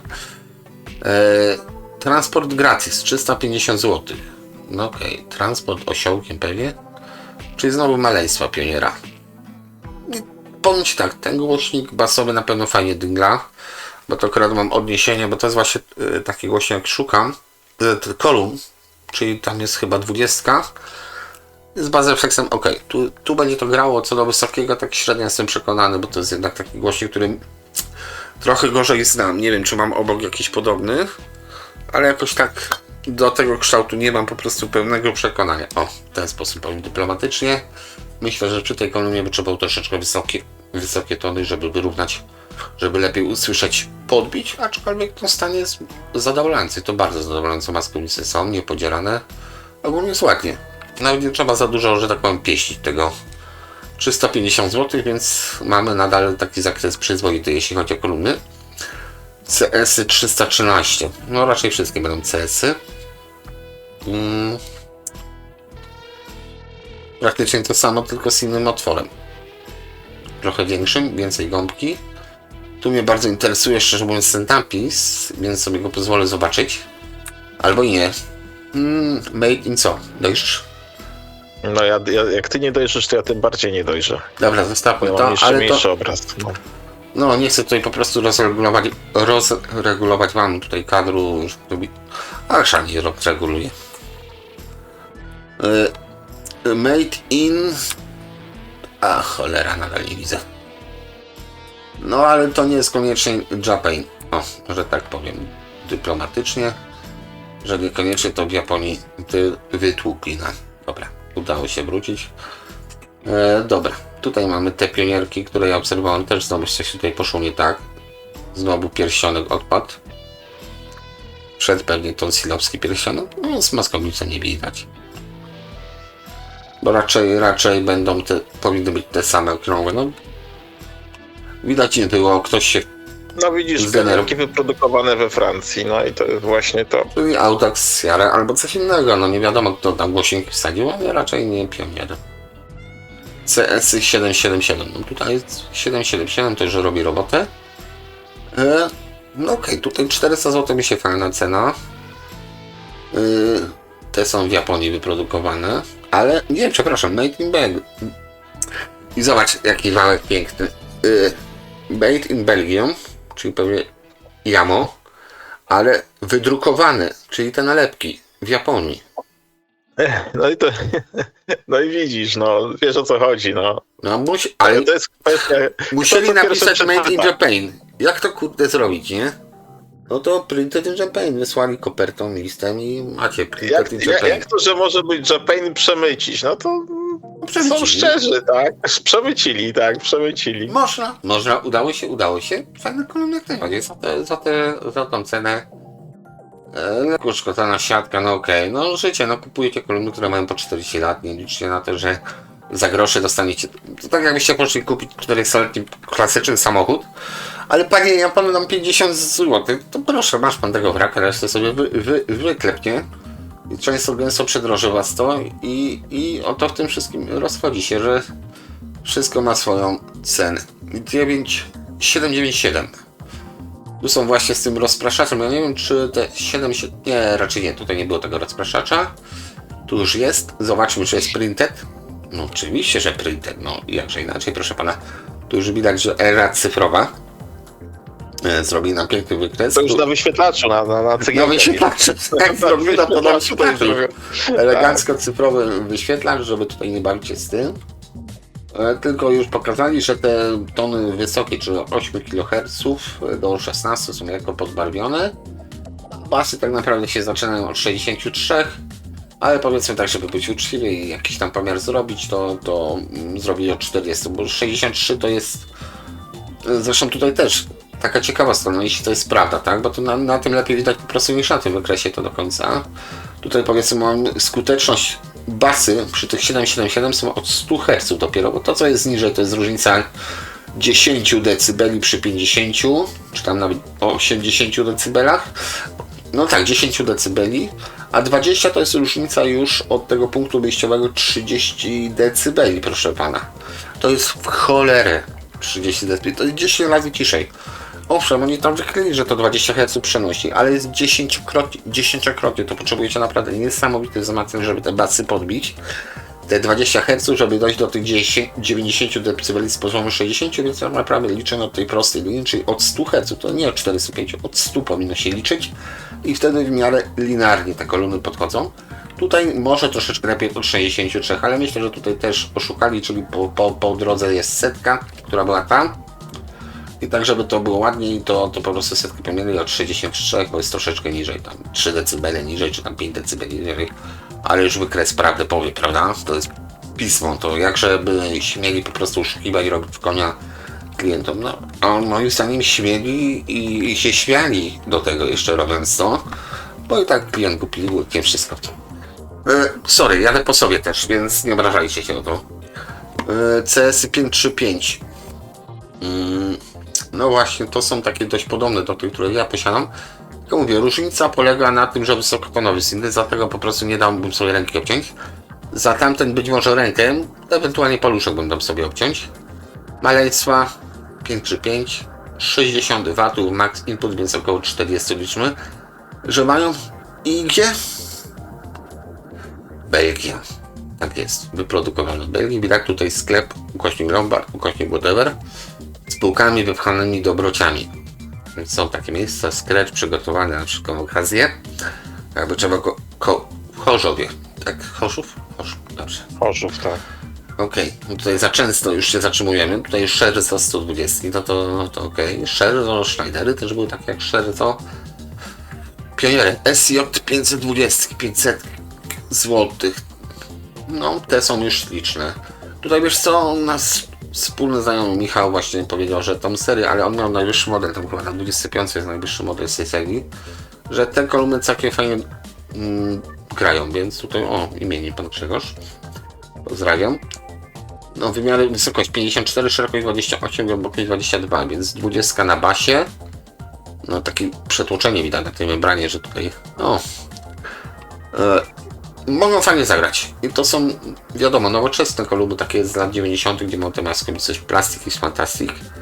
Ale przynajmniej kupy się trzymają, napis Pioneer jest, więc się nie interesujcie, wyglądają nowocześnie i klasycznie zarazem, bo są w okleinie, jest drewno, jest maska izoplastikowa. Okej. Warto by było, jak to jest z okolic tej, przejechać i posłuchać. Być może akurat to jest to brzmienie, które ich zainteresuje. Dobra. Epikury, Epi. No, ale mieliśmy Epi. Jak są dwie, sprawdzić ten wysokotonowy, bo być może jest oryginalny, być może nie jest oryginalny, aczkolwiek cholernie dobrze grające kolumny, ogólnie Epi. To jest inaczej Epicure, traktowali Human Speakers. No, to dygla. Patrz na tym, co stoi. Na HP stoją. No, na HP ma właśnie tak. Dlatego. Ej, zobacz, jakie to jest mądre zwierzę, ten algorytm. Nie będę używał słowa sztuczna inteligencja, bo sztuczna to może to jest, ale. A, widzisz, Pionier HPM 60. I dobra, sprawdzimy, Darek, bo to nie ma Epicure Epi 70, seria trzecia, bo czyli druga i pierwsza. Każdy znajdziemy tylko to w opisie. No, powiem ci tak, no niby według zdjęcia wygląda, że jednak głośnik wysokotonowy jest oryginalny, tego poprawię, nie wiem czy widzicie. Tak. Epicure seria trzecia. Więc okej, tutaj eBay, nie wiem czy ten sam sprzedawca, a głośnik niskotonowy jest fajnie, że jest oryginalnie, bo chciało się komuś go ratować, a nie wymienia na coś innego. A Epicure te wcześniejsze właśnie mają takie głośniczki, które nie wiem czy to będzie dobrze widać, ale takie specyficzne z obróconą kopułką przeważnie do tyłu. Tutaj jest do przodu, więc nie ma to reguły, ale powiedzmy tu jest do tyłu. Dobra, nieważne. Wracamy do kolumn Pioniera w tym wypadku. Stojaki do kolumn nas nie interesują. CS 901, no to są te bydlaczki. I to może dyglać. I tu jest też tak, no właśnie przy tych bym powiedział, że zainteresujcie się nimi, bo może nie będziecie zawiedzieni. 600 zł. Dobra cena. Dobra cena. Z czym gra nieważne. Połączenie z gramofonem, ale musi mieć mocy skubany ten gramofon, że tak, no, takie kloce napędza. Niesamowicie. No dobra, no nieważne, ale no 600 zł za ale tak... już można, i to jest właśnie to, widzicie, podoba się, nie podoba, ale widzicie, że są duże kolumny, duże skrzynki, cena 600 zł, można ryzykować. Tak, jest nam bogato, tak, a tutaj mówię, z naszej wiedzy tutaj pozyskanej, bo nie miałem okazji akurat sam tego słuchać, no po prostu może być fajna zabawa. Te kolumny będę ratował, albo je porąbię, bo widać, że tutaj 680 zł są w lepszym stanie. 989 model. Nie wiem, czy będzie wyższy, czy niższy. Ciężko mi określić, czy tutaj powinien być rozpraszacz jeszcze, czy też nie. By musiał przejść się, a odejście od komputera grozi ciszą. Poprawnie odresowane. Do poprawy odresowania. No tak, i to będzie kosztowało pewnie drugie tyle, co najmniej, jeśli włożycie w to swoją pracę. I policzycie sobie godziny przy tym spędzone. No to dobra, to nie musisz swoich rąbać w każdym razie, skoro te są też do zrobienia. No, niby tak, ale no, to już chyba pokażę przy innej okazji po prostu, jak wystanie pioniera u mnie. No zakupiłem je, no bo już żal było tego nie wziąć, no. Mówię, mieliśmy pomoc i nadzieję, kurde. Audio, hi-fi, odchłaniach, kable, no, płyny, wszystko. Jest audio, hi-fi albo voodoo. Dobra, CS 565. To już znowuż dużo rzeczy powtarzalnych. E320 tu już wyglądają ciekawiej troszeczkę. No dobra, z wyglądu łatwiutkie. No mucha nie siada. No może siadła i wygniatło kopułkę. Widzisz, jaka to jest delikatna konstrukcja pioniera. Mucha usiadła, swoje zrobiła, kopułka odknieciona. Po to są maskowice, jakbyście się zastanawiali. No. Ja obstawiam muchę. To jest wyższa technologia. To była wyżarta mucha. Wyżarta mucha. Być może. Dobra, nie wiem, co ta była robiła. Możliwość wysyłki, no tak, bo to pakować tego to jest koszmar. Kiedyś wysyłałem, to wysyłałem drugie kolumny później, bo pan kurier jak stwierdził, że będzie napierdalał, aż mi nie połamie tej kolumny i tak się skończyło, że się skończyło. Dobra, te pioniery mnie interesują. Założyłeś do biznesu? No. Ale chciałem być fair, więc tutaj spokojnie. No, głośnik akurat, no to tyle dobrze wyszło, że wysokotonowe wytrzymały tą podróż. Niskotonowe stwierdziły, puszczamy się i robimy imprezę w stylu techno. Belgium znowu. Myślałem, że będzie lepiej. Belgijskie pionierki. No, wysokotonowe, taki ładniejszy bym powiedział. Ale jest fajny taki look vintage'owy, więc... No, wysoki, powiem ci, tak pierwsze skojarzenie, mówię, że wcale by mnie to nie zrobiło. Jeśli jakby to był jakiś Orion włożony na wysokotonowcu, bo ten krzyżak jest taki dość specyficzny, ale to raczej było... O! Wie pan, podługowe kolumny głośnikowej firmy Revox wyprodukowane w Niemczech. No, nie ten opis, chyba będzie więcej kolumn w ofercie. No, może ma jakieś revoxy. No, ale i proszę, Wrocław fabryczny.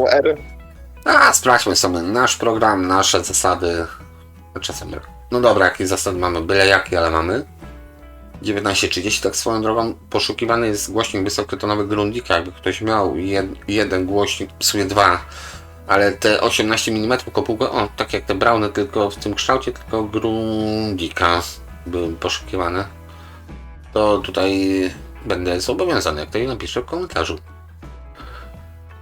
I nie powie milion model, młodych kawalerzy. O, to ci tutaj dobrze trafiłem, tak zupełnie przypadkiem. Celowiczki, proszę. Mamy do Activeboxu 40, czyli 20 czy tam 18. Ktoś tutaj namiętnie napierdziela w kolumny. Albo kolumnami. Drewna nie ma. No, rozłożył ich na pewno sporo. Są grundiki. Tego szukałem. Tylko trochę bez śrubek. No ale są. Dobra. Szło tu ratować 200 zł. 19,135. Okej, dobra. Lecimy dalej.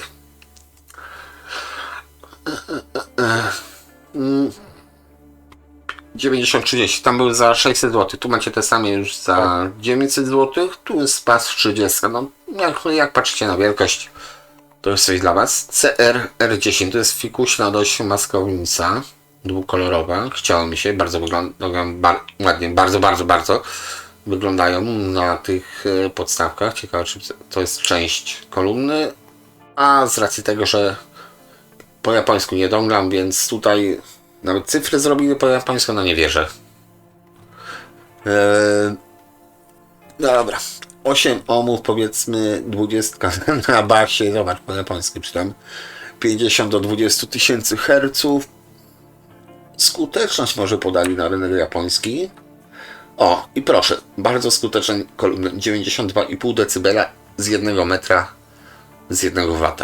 Więc spoko. 20W kolumna, więc tutaj będzie tak raczej głośno grało, więc jak ktoś ma lampę, to te pioniery też się nadadzą. Jeśli macie słabą lampę, jak się nucą, to możecie więcej wybierać, ale impedancja się zgadza się skuteczność, tak żeby to troszeczkę Ale widzisz, te kolumny, że mają z tyłu opisy po japońsku, to są takie można powiedzieć JDM-y, nie? Na rynek po prostu to były dorobione na rynek japoński, bo gdyby to były na europejski, amerykański, to by miały przynajmniej po angielsku. No w sumie tak, a to mogą być takie typowo 73 rok.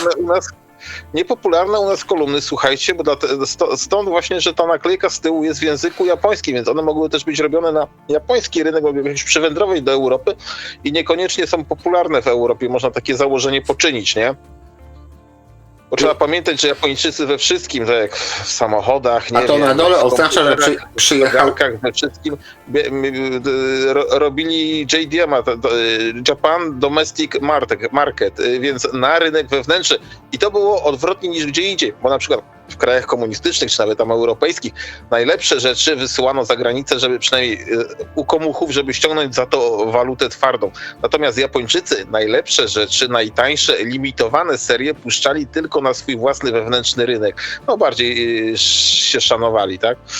W tym wypadku. Także to jest właśnie ciekawostką jest to, że ta tylna nalepka jest w języku japońskim. Zgadza się. O, też podobne do twoich takich jednych. Tak, ten sam okres A31 to są... O właśnie, proszę, jak ktoś szuka tanich, dobrych kolumn do lampy, do push-pulla, do OTL-a, proszę, 16 ohmów kolumna, każda lampa to przyjdzie z moją chęcią.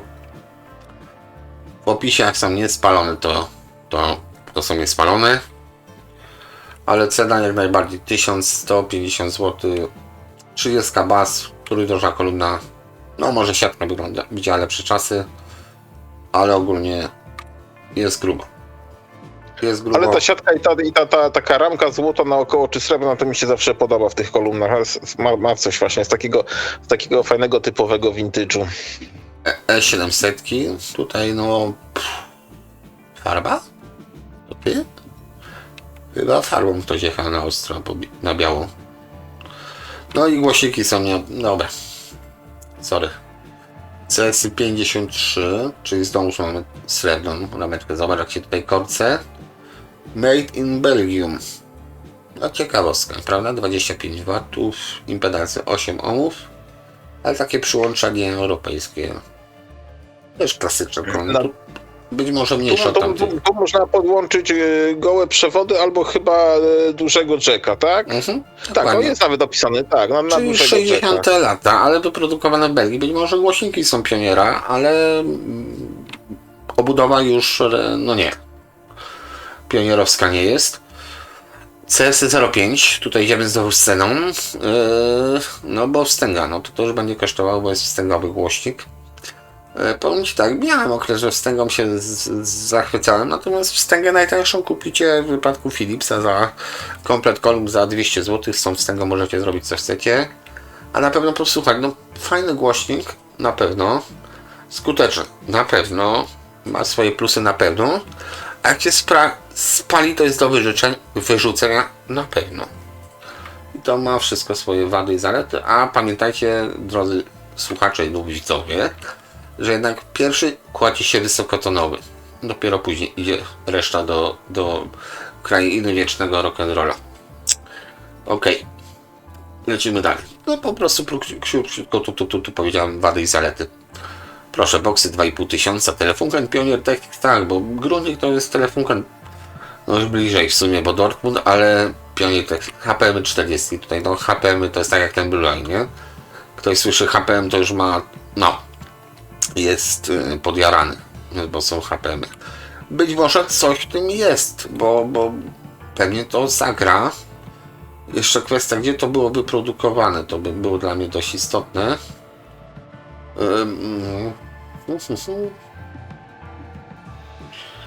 Dobra, cięcie mam, czyli wysokotonowy, naprawdę jest wysokotonowym, bo ma cięcie na 10 kHz.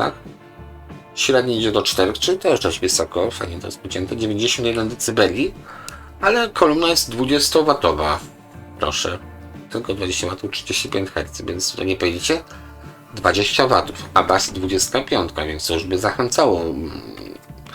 Tutaj nie będę mówił wiejskich, ale powiedzmy domorosłych miłośników napierdzielania, żeby taką 25 też musi dynglać. A tu podlepiemy pod Technicsa i już kolumna mówi arrivederci. Znaczy sayonara, to już ocaliliśmy, że to powiem, tak? Tak. No, to żebym się nie pierdolnął znowu. CS7. O, tutaj oznaczenie brzmi staro. CS7. No i 67. wyglądają staro. Wyglądają staro. No właśnie. 8 ohmów. Made in Japan jeszcze się nie chwalono. Czyli co, normal mamy tutaj, możemy sobie podnieść wysoko tonowego skuteczność. Cholera wie, bo to trzeba sprawdzić, by było według... No dobra, to jest Made in Japan. Sprawdzić by trzeba... Dobra, pan rozłożył. Dziękuję bardzo. Nie widać, jak jestem zdjęty. Co my tu mamy? Powietrze, kondensator, powietrze. Dobra. No i macialnik pioniera. Wszędzie, z góry na dół i z dołu na górę. I tutaj widzisz, jest No ładnie jest. skrzyneczka, tak. Bateria Wydech. Tak. Wydech, tak. Tylko obite z boku. Po co powietrze tędy ucieka? Budowała się aż tak bardzo nie... No dobra, no jest fajnie, jest klasycznie, jest pionier.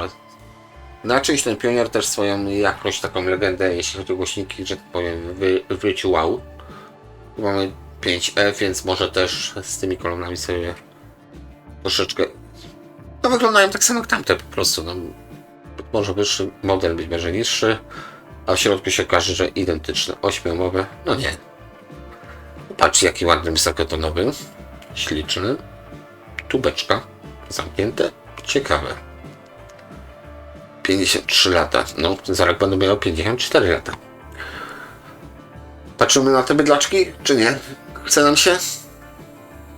Bydlaczki, jak bydlaczki, no na chwilę można rzucić okiem. No. Zerknąć tylko, tak, 2,5 tysiąca. Proszę, Jest na bogato, no 3 powiedzmy nawet 4-drożna by wyglądało, bo mamy 2 takie, 1 taki, 2 takie plus basowy, więc mamy 4-drożną konstrukcję. No i w zasadzie tyle ze zdjęciami, 2,5 tysiąca zakładam, że wysyłka możliwa, odsłuch możliwy, cena do negocjacji można. Ktoś wyjątkowo chce sprzedać. HP 60, HPM, przepraszam, następne.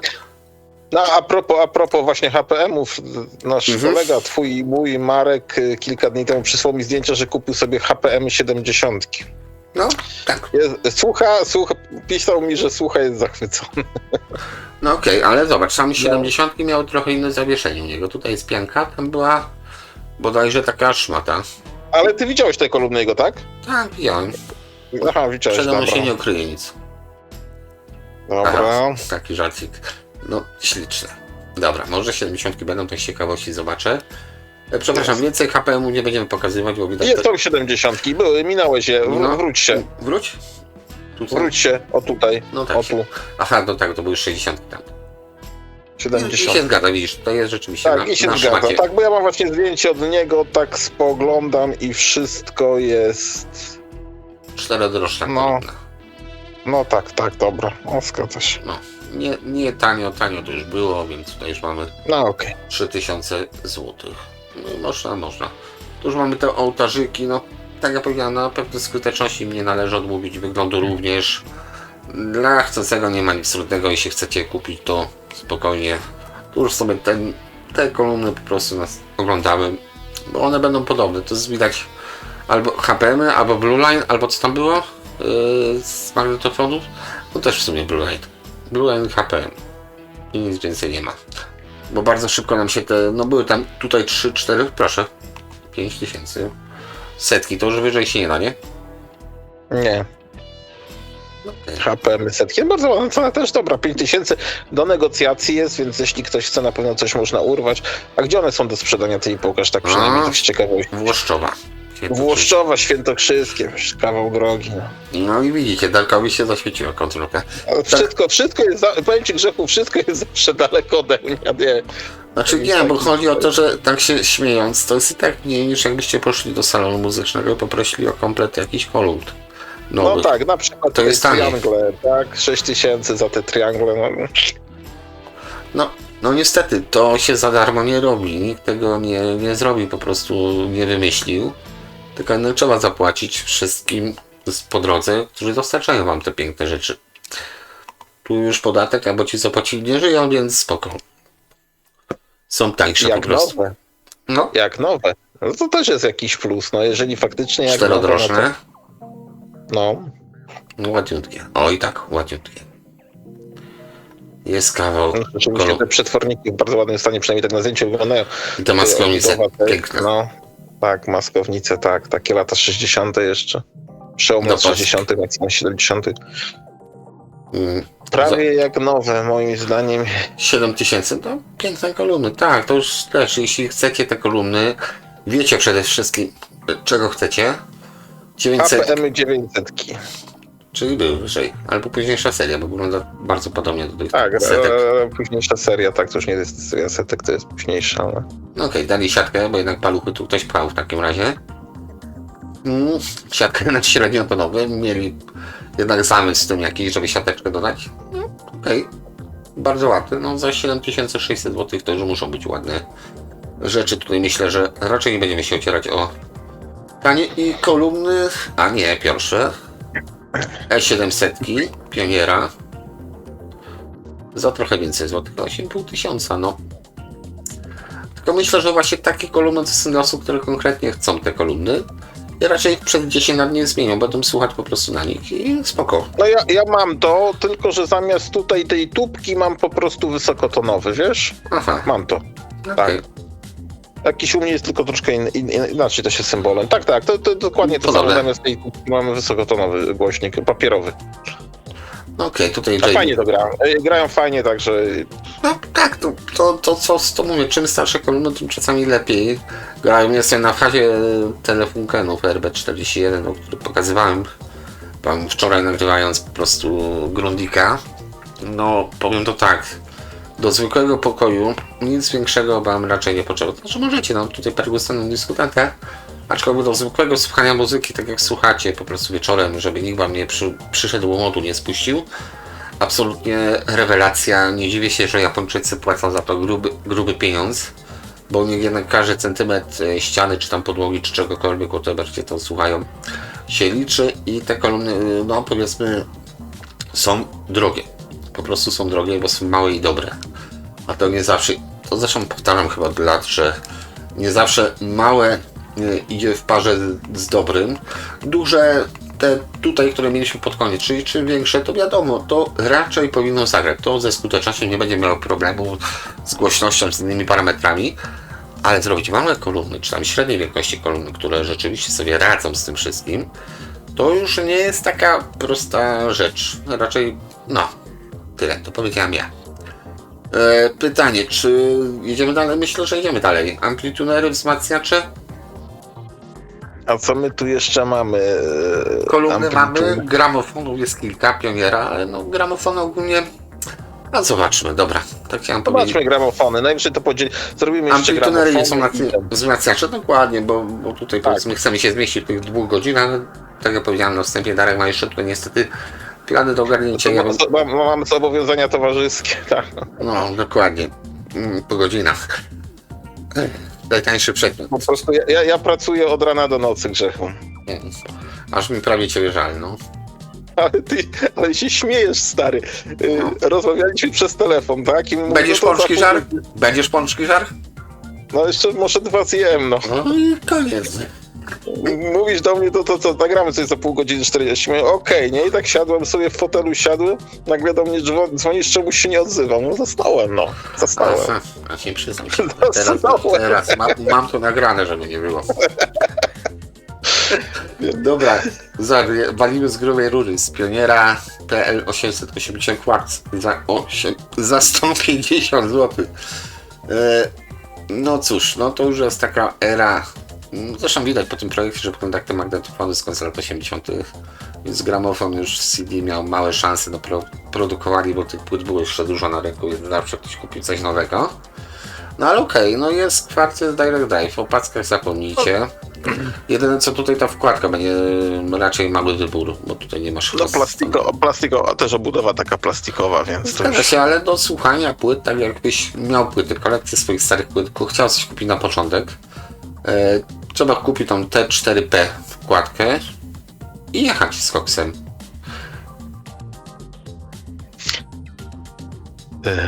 Brak zawiasu. Uszkodzony, niekompletny. No ale kręci. Raczej no kręci, no to dodaj drugie 150 zł, kup sobie jakiegoś tangencjalnego, nie wiem. No dobra, zobaczmy, czy sobie za 300. Będzie to fajnie grało. Dobra, czyli tutaj mam PL 960 do naprawy. Pioniery trochę padają. No okej, ale szybciutko ta cena w gramofonach, jeśli chodzi o Pioniera, rośnie. Było 150, mamy już 450. A nadal mniej więcej podobne rzeczy oglądamy. Tylko powiedzmy, mają tutaj zawiasy, mają pokrywy całe, etc. Ale jest nadal bardzo, bardzo podobnie. Wygląda co? O, PL10. Tu jest 600 zł. One z ceną się za bardzo nie ruszyły. Bardzo prosty, po prostu działający gramofon Pioniera. Dziękuję.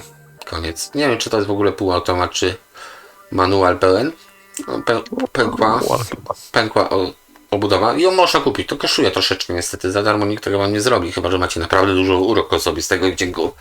To być może ktoś się skłoni do tego, żeby zrobić wam taką budowę za darmo. Natomiast po prostu prosty, paskowy mechanizm. Nic dodać, nic ująć. Po prostu wybieramy prędkość. Tutaj ta dźwignia po lewej, ona po prostu porusza góra, dół.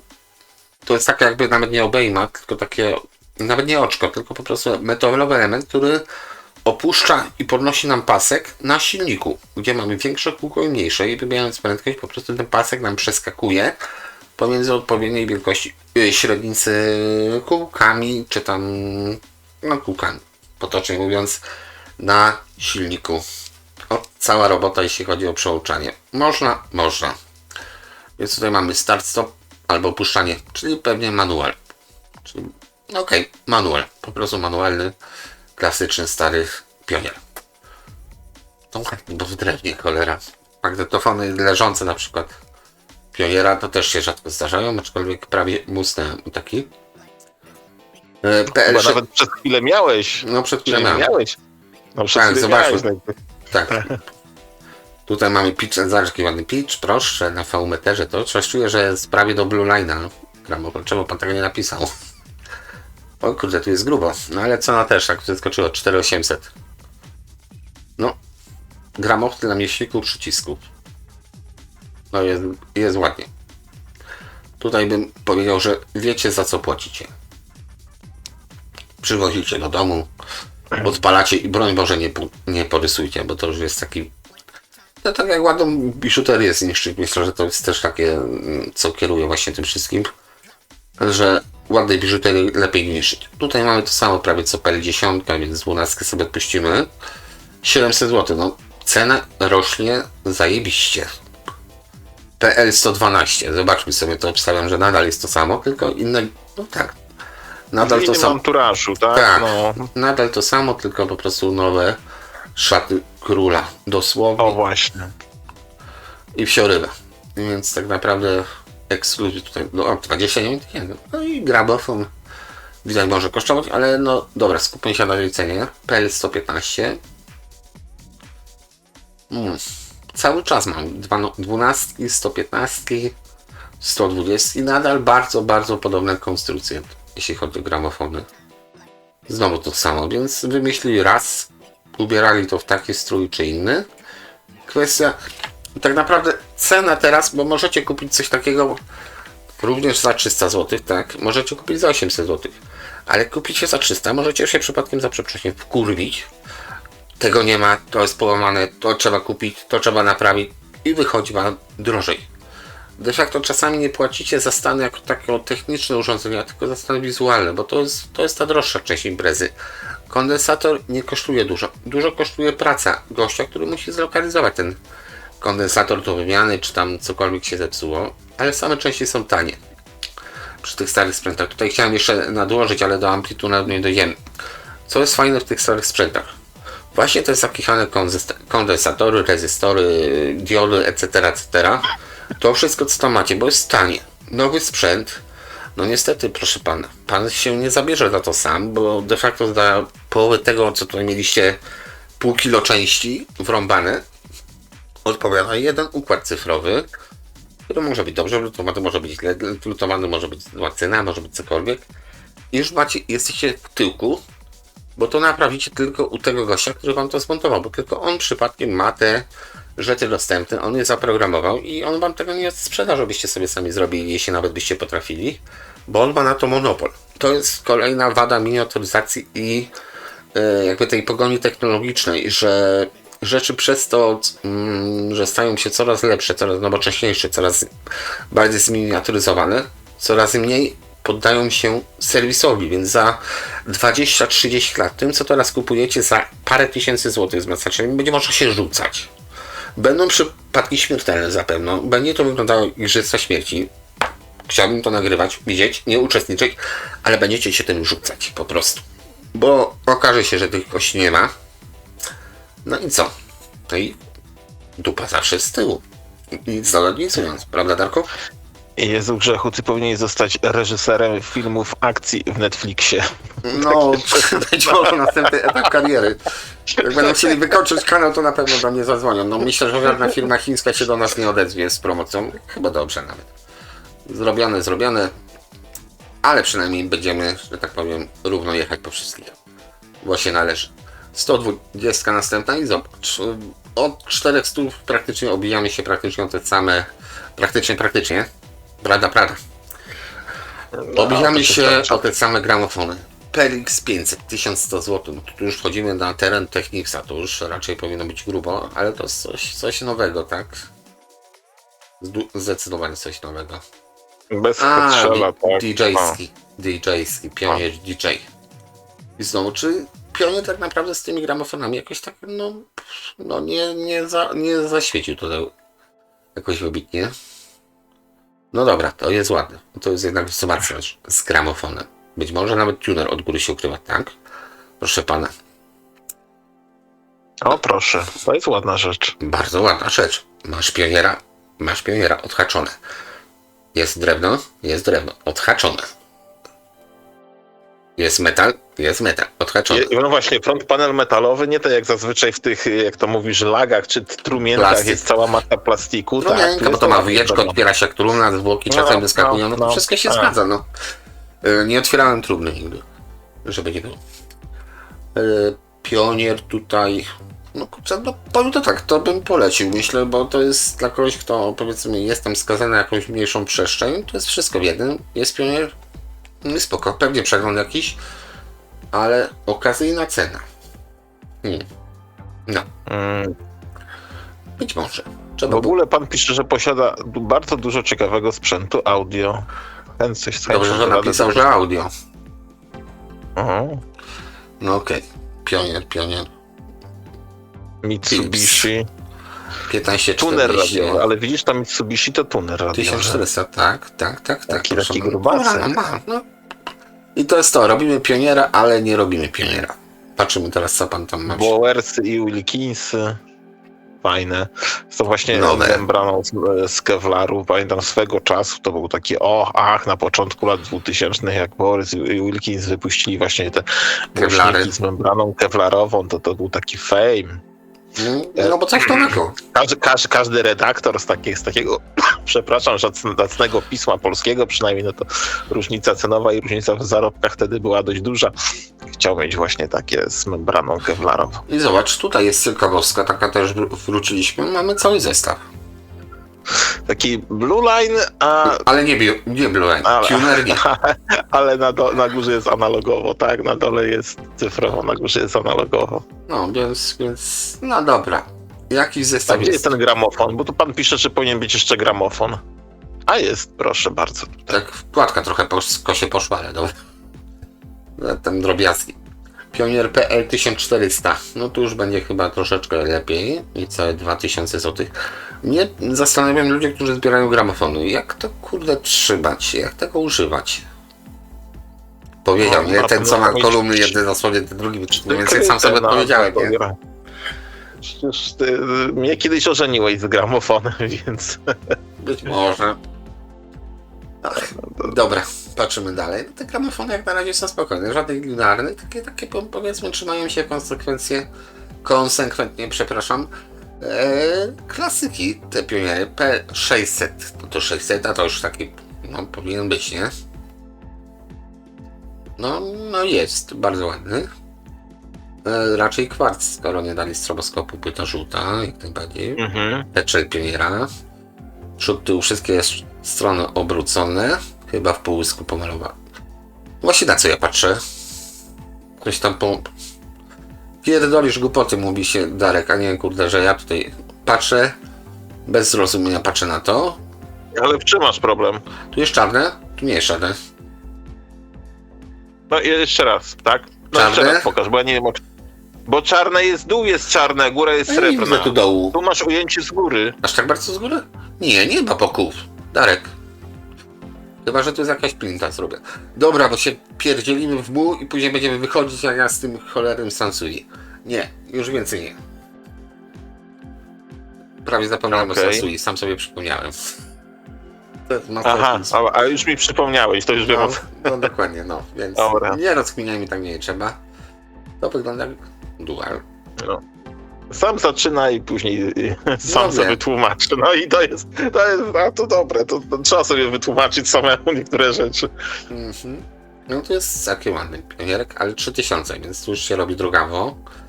I to widzisz, ale przy gramofonach właśnie, nie wiem dlaczego, te gramofony potrafią być bardziej uszanowane niż te cholerne kolumny głośnikowe.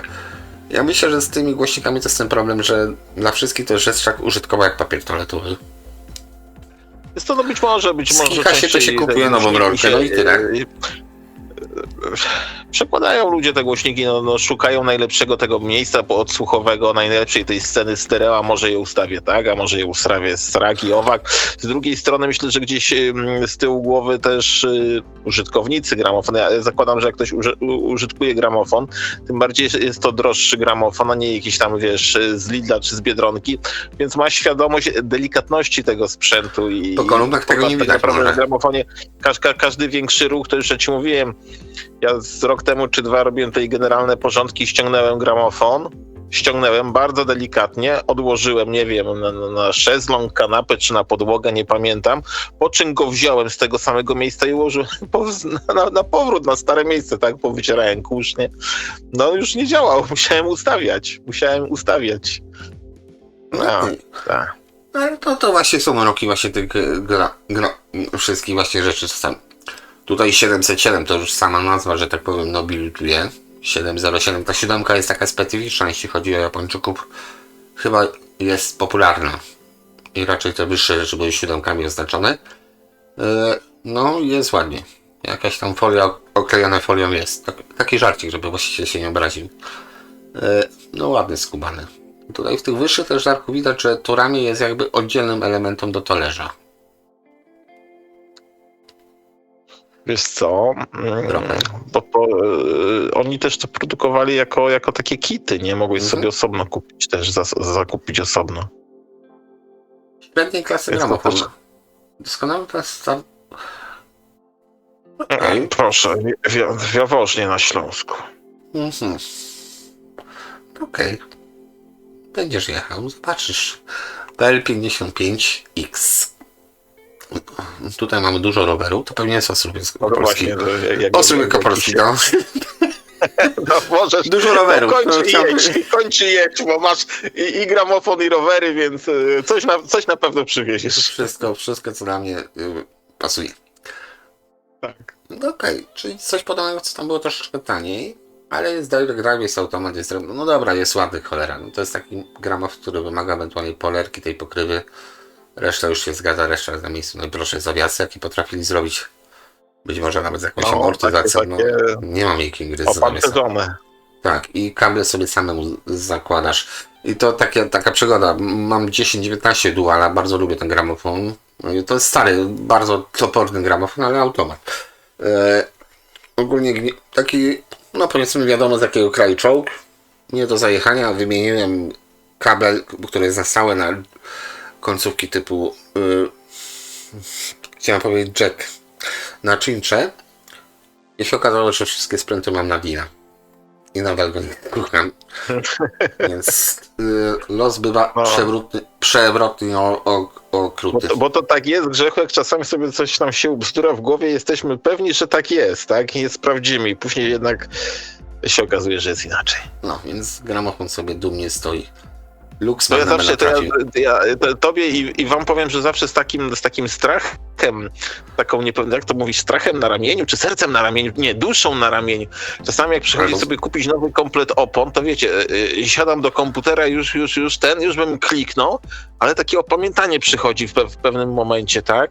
No i chcąc, nie chcąc, trzeba się ubrać, jeśli to jest zima, a jeśli to jest lato, to jest mniejszy problem, wyjść na podwórko, czy pójść na podwórko do tego garażu i spojrzeć, jaki to jest rozmiar tych opon, Tak, bo to czasami się można się zdarza. przejechać, nie? To się zdarza. Ja kiedyś ojca poprosiłem właśnie, tata, zobacz mi te opony letnie tam, jaki mają rozmiar. Zobaczył, zamówiłem, się okazało, że jednak nie na te opony spojrzał, więc miałem troszeczkę wyższy bieżnik, wiesz, chciałem, no i życie. No i tak zostało. A ja najlepiej u mnie w domu, O, a propos ten opon, śliczny. Grzechu, słuchaj, mam komplet 4 opon, bo wszyscy trzymają u mnie w garażu, prawda? Rodzice, ja, brat, bratowa i tych opon cała Są masa. 4. Jest komplet opon, tak, do S60, do których się nikt nie przyznaje. Nikt ich nie kupił, nikt się do nich nie przyznaje. Znaczy rozmiarowo pasuje. Jaki rozmiar? Tam coś ponad... Nie wiem, 205, 16? 210, 215, coś takiego. Darek, to moje. I nikt... A skąd by się wzięły twoje opony? Nie wiem, ale to są moje. No, to było bardzo cwane. No. Chwilę mi ciśnienie skoczyło. Ale najlepsze, że nikt nie wie, nikt ich nie kupował, nikt się do nich nie przyznaje. No To to ja bardzo teraz się gotowa, przyznaję. mam jakieś tam małe autko, więc do nich też niektóre są. I no po prostu są. No jest komplet nowych opon i nikt nie wie skąd się wzięły i to jest najlepsze. Udzieliłem ci odpowiedzi, Darek. Przywieź mi. PL Grzechu. 1700. Dla ciebie. No, okej, tu już widać, że jest na bogato. Tutaj widać, że talerz był oddzielnie z napędem, oddzielnie ramię tutaj no, jest na bogato, tak. No ale z drugiej strony, sam zobacz, masz większe nogi, tak? Zdecydowanie. Masz tutaj jakąś zbudowę modułową. A i tak, tu niestety w gramofonie jest ten problem. Gra tylko ten mały element na środku. To ma trzymać obroty i w miarę nie falować, żeby to ramię nie chodziło jak na wettepach. Okej. I to jest wszystko. Nic więcej nie oczekujemy od talerza. On nie musi świecić, on nie musi puszczać disco w tle, czy tam cokolwiek. On ma trzymać obroty, prawda? Ramię też ma mieć odpowiedni kąt, etc. I to tylko tyle. A cała wkładka, sama wkładka, ten najmniejszy element gramofonu, on gra. On wytwarza dźwięk ruszając się. To jest takie przewrotne. Tu już przy gramofonie widać po prostu dosadnie, że cała reszta jest jakby obudową tej wkładki. Tylko i wyłącznie. Mi się wydaje. Bo tak jak przy kolumnie głośnikowej. Owszem, głośnik gra, ale liczy się też materiał obudowy, wielkość tej obudowy, wygłuszenie. Zwrotnica, bardzo dużo elementów wpływa na sam dźwięk, prawda? Tak. A w gramofonie mimo wszystko na sam stricte dźwięk, nie mówię o płynności tego dźwięku, tylko powiedzmy barwie, umiejętności oddawania tych tonów z powierzchni płyty, decyduje tylko i wyłącznie wkładka. Tak jak mówiłem, no jak zagra dobry wzmacniacz bez kolumn, no będzie buczał w najgorszym wypadku, albo będzie milczał, ale nie zagra, więc no, tak to bym określił pokrótce. Szukamy tego wierzchołka. Wierzchołek pewnie będzie około 30 000 tutaj, myślę. 70, zobaczmy ten tańszy, bez pudełka, 1500 pudełko, odważnie. No jest, no w tej cenie musi być, po prostu tu się nie ma do czego dopieprzyć, można się popatrzeć. O, to już jest właśnie to. Białe rękawiczki, bo do tego się podchodzi w białych rękawiczkach. Nie jest drogi element, ale wskazany. I tutaj widać, że do tego się podchodzi w białych rękawiczkach. Nie ma skazy, nie ma rysy, nie ma kurzu, nie ma nic. To mówił taki... Tak, ważne, żeby nie pozostawiać odcisków palców, bo na palcach mamy tłuszcz później. Do tego się kurz przyczepia i jest Okej, brunt. jest ładnie. To już jest taki mebel. To jest troszeczkę jak obraz. Byśmy kupowali, jeśli jesteśmy miłośnikiem oczywiście sztuki wizualnej, kupując obraz. Ale tutaj już mamy za... No ja myślę, że się Dobra, za 15. Ten sam. no prawie 30 000. No mniej więcej to jest chyba no, P3, P10, P10, P70. No, idźmy na rekord. No, Że- 29 000 chyba się skończył rekord. I No tu bo jeszcze trzech weszły- żeśmy nie doszli, tak? 29 000 obserwowałem 3 dychy za gramofon, który no może kosztować, ale to to mówię, to jest jak obraz. To już jest troszeczkę bardziej, nawet nie tyle w audio, nie skupiamy się na tym audio. Chciałem powiedzieć na wideo. Rozchodzi mi się o to, że bardziej... Poniekąd wideo też musi być. Już za 3 dychy wideo też musi Tak, ale to jest fajnie jak obraz. wyglądać. No. Bo czy obraz Tak, no potrzebujesz na ścianie? No nie. Czy No to wiesz, ale ktoś w domu masz cieplej, bo masz obraz, ale rozumiesz, o co mi chodzi. Nie? To No ci wiem. absolutnie nie jest do niczego potrzebne, poza tym, żeby zaspokoić twoją, dać ci satysfakcję, że posiadasz ten obraz. Nic więcej. Nic dodać, nic ująć, po prostu to ma wisieć. W domku cieplej nie jest. Chyba że to jest gołębin. Ale poza tym, no, obraz tego nam nie daje. I to samo dotyczy właśnie tych takich z najwyższej, najdroższej półki sprzętu audio. Tutaj już ta różnica w dźwięku się zaciera. Zaczyna się właśnie różnica w tym, jak coś jest dopracowane i zrobione. I to myślę, o to w tym wszystkim chodzi. Że kupujemy też oczami. No po prostu tyle, nie? No, oczywiście. Kupujemy też w dużej właśnie mierze oczami, tak jak mówisz.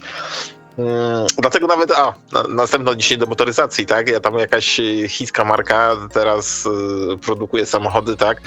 Takie SUV-ki sportowe podobne do Macana. No dlaczego są podobne do Macana? No bo Macan, powiedzmy, fajnie wygląda, Porsche, tak? Jest wiele osób, którym się podoba i Chińczycy stwierdzili, mam nadzieję, że nie mówiłem, że Japończycy, tylko Chińczycy stwierdzili, że no to zrobią podobne i też będą sprzedawać. I co nam zrobią? Chyba 145 000 tam plus opłaty, tak, gdzieś mi wyszło w polecanych, zobaczyłem to, no i rzeczywiście dobrze to wygląda.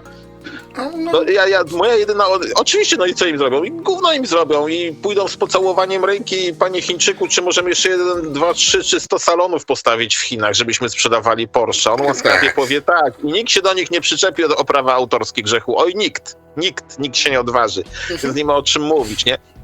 Tak się rozwija biznes. 10 ich samochodów w Europie za jeden nasz u nich na rynku, gdzie jest kroplą w morzu. No ale produkują tanio, tak? Jestem po prostu ciekaw za kilka lat, jak to będzie wyglądać, nie? Jak to będzie wyglądać, jak będzie dostępność części, serwisu i w ogóle jak te samochody będą trwały, jak one będą trwałe po takim czasie jakiegoś, powiedzmy, intensywnego użytkowania. No a to druga strona medalu, ale no przy zakupie są tańsze, tak? Tak samo jak japońskie. Tańsze ci powiem, no i są jednak ładne. Ja ostatnio też miałem okazję jakąś omodę oglądać, bo tam byłem zresztą u twojego, jak ci mówiłem, imiennika na urodzinach, więc tam ktoś przyjechał właśnie nowiutką omodą, takim też suwikiem, no to bardzo ładnie wygląda. No dobrze, ale teraz tak wracając z tych samochodów, bo ładnie tę sytuację przedstawiłeś, Darku. I tak powiem jedno. To samo zrobili Japończycy ze sprzętem audio. Robili taniej i ładniej. Dlatego wyparli sprzęt europejski. No, z ciekawości ostatnio tam odpowiadając na jeden z komentarzy, nie wiem czy na tym kanale, czy na innym, po prostu czarną stronę pokazałem miłą. Mają problem. To jest nasz czas na koniec, już powiedzmy. Chodzi mi o to, że no ktoś napisał, że magnetofon Philipsa 4419 to jest magnetofon, powiedzmy, dla ubogich teraz, tak? No. Bo ogólnie jest dostępny jeszcze na europejskim rynku, jest dość tani, bo AK już kosztuje troszeczkę. I wiesz, ja tu się pofatygowałem, poszukałem w katalogach. Ten sam rocznik, to nie było jakieś tam czasochłonne. I ten europejski Philips, który teraz jest uważany za magnetofon dla ubogich, kosztował w Europie 1300 marek niemieckich. I mniej więcej w tym samym okresie Akai GX210, które było bardziej takie siermiężne, bym powiedział, mniej fantazji, bo płetwy zamiast softtoucha, ale za to auto reverse, mechanika po prostu chrom, drewno, czyli to co lubimy, kosztował 900 marek. Był tańszy i ładniejszy. Widzisz pewną analogię? No wiem, no rozumiem do czego, doskonale rozumiem po latach, to myślę, że tak samo będzie na przykład z BMW. Po latach BMW będzie złomem, bo nikt tego nie chciał serwisować. Wszyscy mają to w dupie głęboko, poza pasjonatami. I to skończy na złomie, a tych chińskich samochodów będzie naczaskane tyle, że będziemy tym jeździć, sprowadzą części, ludzie się specjalizują, będą mówić, że one są zajebiste, bo to się łatwo serwisuje, tak? A jak ktoś będzie miał wywalić 100 000, bo akurat nowa beta mu się poskładała, no niestety, taka jest polityka europejska, że to ma się poskładać, no to zobaczymy, kto będzie górą. Myślę, że ludzie mimo wszystko, że niby znają historię jako taką, cały czas wypierdalają się na ryj na tych samych błędach. Non-stop to samo. Po prostu, ty wiesz chyba dobrze, nie? Z wykształcenia. Tak, ja wiem, no, ale wiem, zdaję sobie sprawę, szczególnie jeszcze taka analogia do samochodów. Kolega kilka lat temu kupił też, pewnie go znasz ze słyszenia, kupił nową E-klasę Mercedesa, wtedy za 180 000. Bogaty Sprzedał ją jakieś niecałe tam może pół roku, jakoś pod koniec ubiegłego roku ją sprzedał, bo on zawsze uważał, z salonu nowy, na gwarancji muszę mieć i tak dalej. No i poszedł do Mercedesa. Jest bardzo związany z marką Mercedes, bo to już jest jego któryś tam z kolei Mercedes, tak? I chciał znowu nową, co tam po faceliftingu, czy tam nowa weszła, znowu E-klasę z tym samym silnikiem i z tą samą kategorią wyposażenia. To jak tamtą kupił za 180 powiedzmy 5 lat temu, to teraz z tym samym silnikiem, powiedzmy w tej samej wysokości wyposażenia, powiedzieli mu tam pomiędzy 250 a 280 tysięcy. On mówi, popierdoliło ich, mówi. I tyle, no tak trzeba siedzi w domu, no i mówi, i to kiedyś rozmawiano, mówi, kurde, chyba jeszcze sobie wezmę Chińczyka i tyle, na tym się skończy, no bo wiesz, do niektórych dociera, nawet ludzie może nie mają jakichś strasznych pieniędzy, ale mają dużo pieniędzy, tak powiedzmy, osoby, które zajmują nam miesięcznie po kilkanaście tysięcy dochodzi i do nich to, że no ile można dać się walić po prostu, po kieszeni, tak, walić po portfelu, tak, bo to jest pazerność tych koncernów, znaczy, jest jeszcze też coś innego, tak? Z jednej strony jest pazerność tych koncernów, a z drugiej strony też koszty produkcji, i tu już wchodzimy w politykę, wywaliły w górę, zdejmujemy koszulkę i będziemy wszyscy zieloni, tak jak czasami widzę, tak, ekologiczny pojazd to będzie wóz drabiniasty, wtedy nie będzie nic emitował, aczkolwiek tam jest cienka gra przy tym też, bo opony są gumowe jeszcze, tak, są pneumatiki, więc i tego mogą nas pozbyć i wrócimy do kół drewnianych, to głupota już, takie kręgi, znaczy, nie należy zmieniać technologii, tylko po prostu zwiększyć żywotność tych rzeczy, że bo to było najprostsze, tak samo jak nie gubi nas użycie technologii czy materiału, gubi nas to, co powiedziałeś, pazerność, nawet nie koncernów, bo oni by być może chcieli robić dobre rzeczy, ale niestety są akcjonariusze i oni rok do roku chcą mieć coraz większe zarobki i o to w tym wszystkim chodzi, o pieniądze, bo zobacz, jeśli by był telefon dla przykładu, czy też samochód, który miałby zagwarantowane ci, że pojeździsz nim co najmniej 10 lat z małymi tam jakimiś takimi podstawowymi rzeczami jak hamulce, olej i tak dalej. Czyli przez te 10 lat nie musisz zmieniać samochodu, prawda? On może być zrobiony, nie wiem, tam z jakichś materiałów, ale przez 10 lat nie muszą drugiego takiego samego wyprodukować. Co to oznacza? Że ten samochód jest ekologiczny. Tak samo jak te sprzęty audio. One były zbyt ekologiczne, bo one wytrzymują po 50 lat i tu się usrało właśnie wszystkim producentom, w większości, po prostu wylało im się wiaderko, wypierdolili wiaderko razem z tym, co mieli w nim i po prostu zajechali się tym, że robili za dobre rzeczy, aczkolwiek to było ekologiczne, bo patrzymy w tym momencie na przykład na Pioniera sprzed 40 paru lat i to nadal dęgla. Owszem, trzeba tam olej wymienić, przykładowo tak analogicznie do samochodów, trzeba coś przesmarować, trzeba jakąś część wyrzucić może na dole, ale to są groszowe sprawy. To są groszowe sprawy w porównaniu z tym, ile kosztowałoby po 2-3 latach wyprodukowanie takiego samego zestawu audio, czy też samochodu, żeby wymienić ten stary, bo tamten jest stary, a my jesteśmy tak durni jako ludzie, że po prostu musimy mieć cały czas nowy samochód. Niektórzy co roku, tak jak telefony wymieniają, co roku nową furę, czy co 3 lata nową furę, bo to już nie wypada. A że pod tą skorupą, pod tą obudową, pod tym ekranikiem dotykowym zakichanym, nie, po cholera ekran w samochodzie, ale dobra, nieważne, jest ta sama mechanika, co 10 lat temu, to samo zawieszenie, te same piasty, to wszystko to nikogo nie obchodzi. Po prostu ma być ładnie. To jest też właśnie druga strona kupowania oczami, bo się robi... Znaczy powiem inaczej, oni tam mają ludzi, którzy dostają takie pensje, że byśmy się obkichali, widząc ich godzinę zaróbki, za to, żeby powiedzieć dokładnie, jak zrobić nas w konie. I są zajebiści w tym. To jest moje zdanie.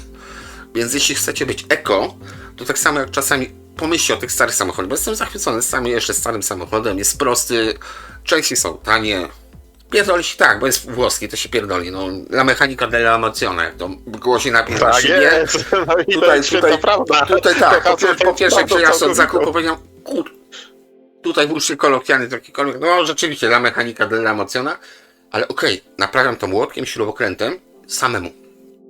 I będę utrzymał ten samochód, dopóki się nie rozleci, bo się jeździ nim zajebiście, bo jest mega wygodny. I tyle. I tak samo z tym sprzętem, tak? Owszem, możecie to ulepszyć, jakąś nową technologię, dołożyć ten kolorowy ekran, jakieś steamery, smery i inne duperele, ale to jest właśnie takie coś, co będzie wam działało przez kupę lat. Dlatego te stare sprzęty, głośniki, gramofony, to wszystko warto reanimować, bo to jesteście w stanie zrobić sami. Nie wyrzucicie tego za 10 lat, Ale chyba to że w jakimś jakimś cudem grzechu do czego skończy się zapas dochodzimy? kondensatorów. No to wtedy macie dupę. No. Dochodzimy do tego, że jesteśmy wielkimi ekologami, ponieważ zamiast to wylądować na śmietniku, wylądowało tu u nas po domach. I ja będę pisał wniosek do Ursuli. Piszę wniosek do Ursuli o Pisz. dopłaty na to wszystko. Powinno tak zrobić. Oczywiście, że tak. To jesteśmy ekologicznymi audioterrorystami. To tak jest. Wręcz polonisze banditen i zaraz nam odezwą No i YouTube'a, odejdą, no dobra. albo policja przyjedzie. No tak, ale to jest właśnie ekologia. Wracając do tego, na co patrzę, bo żeśmy się otrzymali, ale dobrze, to po to są odcinki, żeby się też czasami się z nami pośmiali. Tego pioniera możecie kupić czasem taniej, tylko różni się tym, no czekaj, czym się różni? O, tym napisem. Po prostu pisze tu uniwersum. A tak to uniwersum jest kopią koreańską, Tak czy tam jest, tak. inną tego pioniera. Jest troszeczkę tańsza, dosłownie jota w jotę. Można taki zestaw kupić też taniej, no ale nie ma pioniera, no niestety. Tak propos globalizacji, no odcinek 78, uniwersum niemieckie.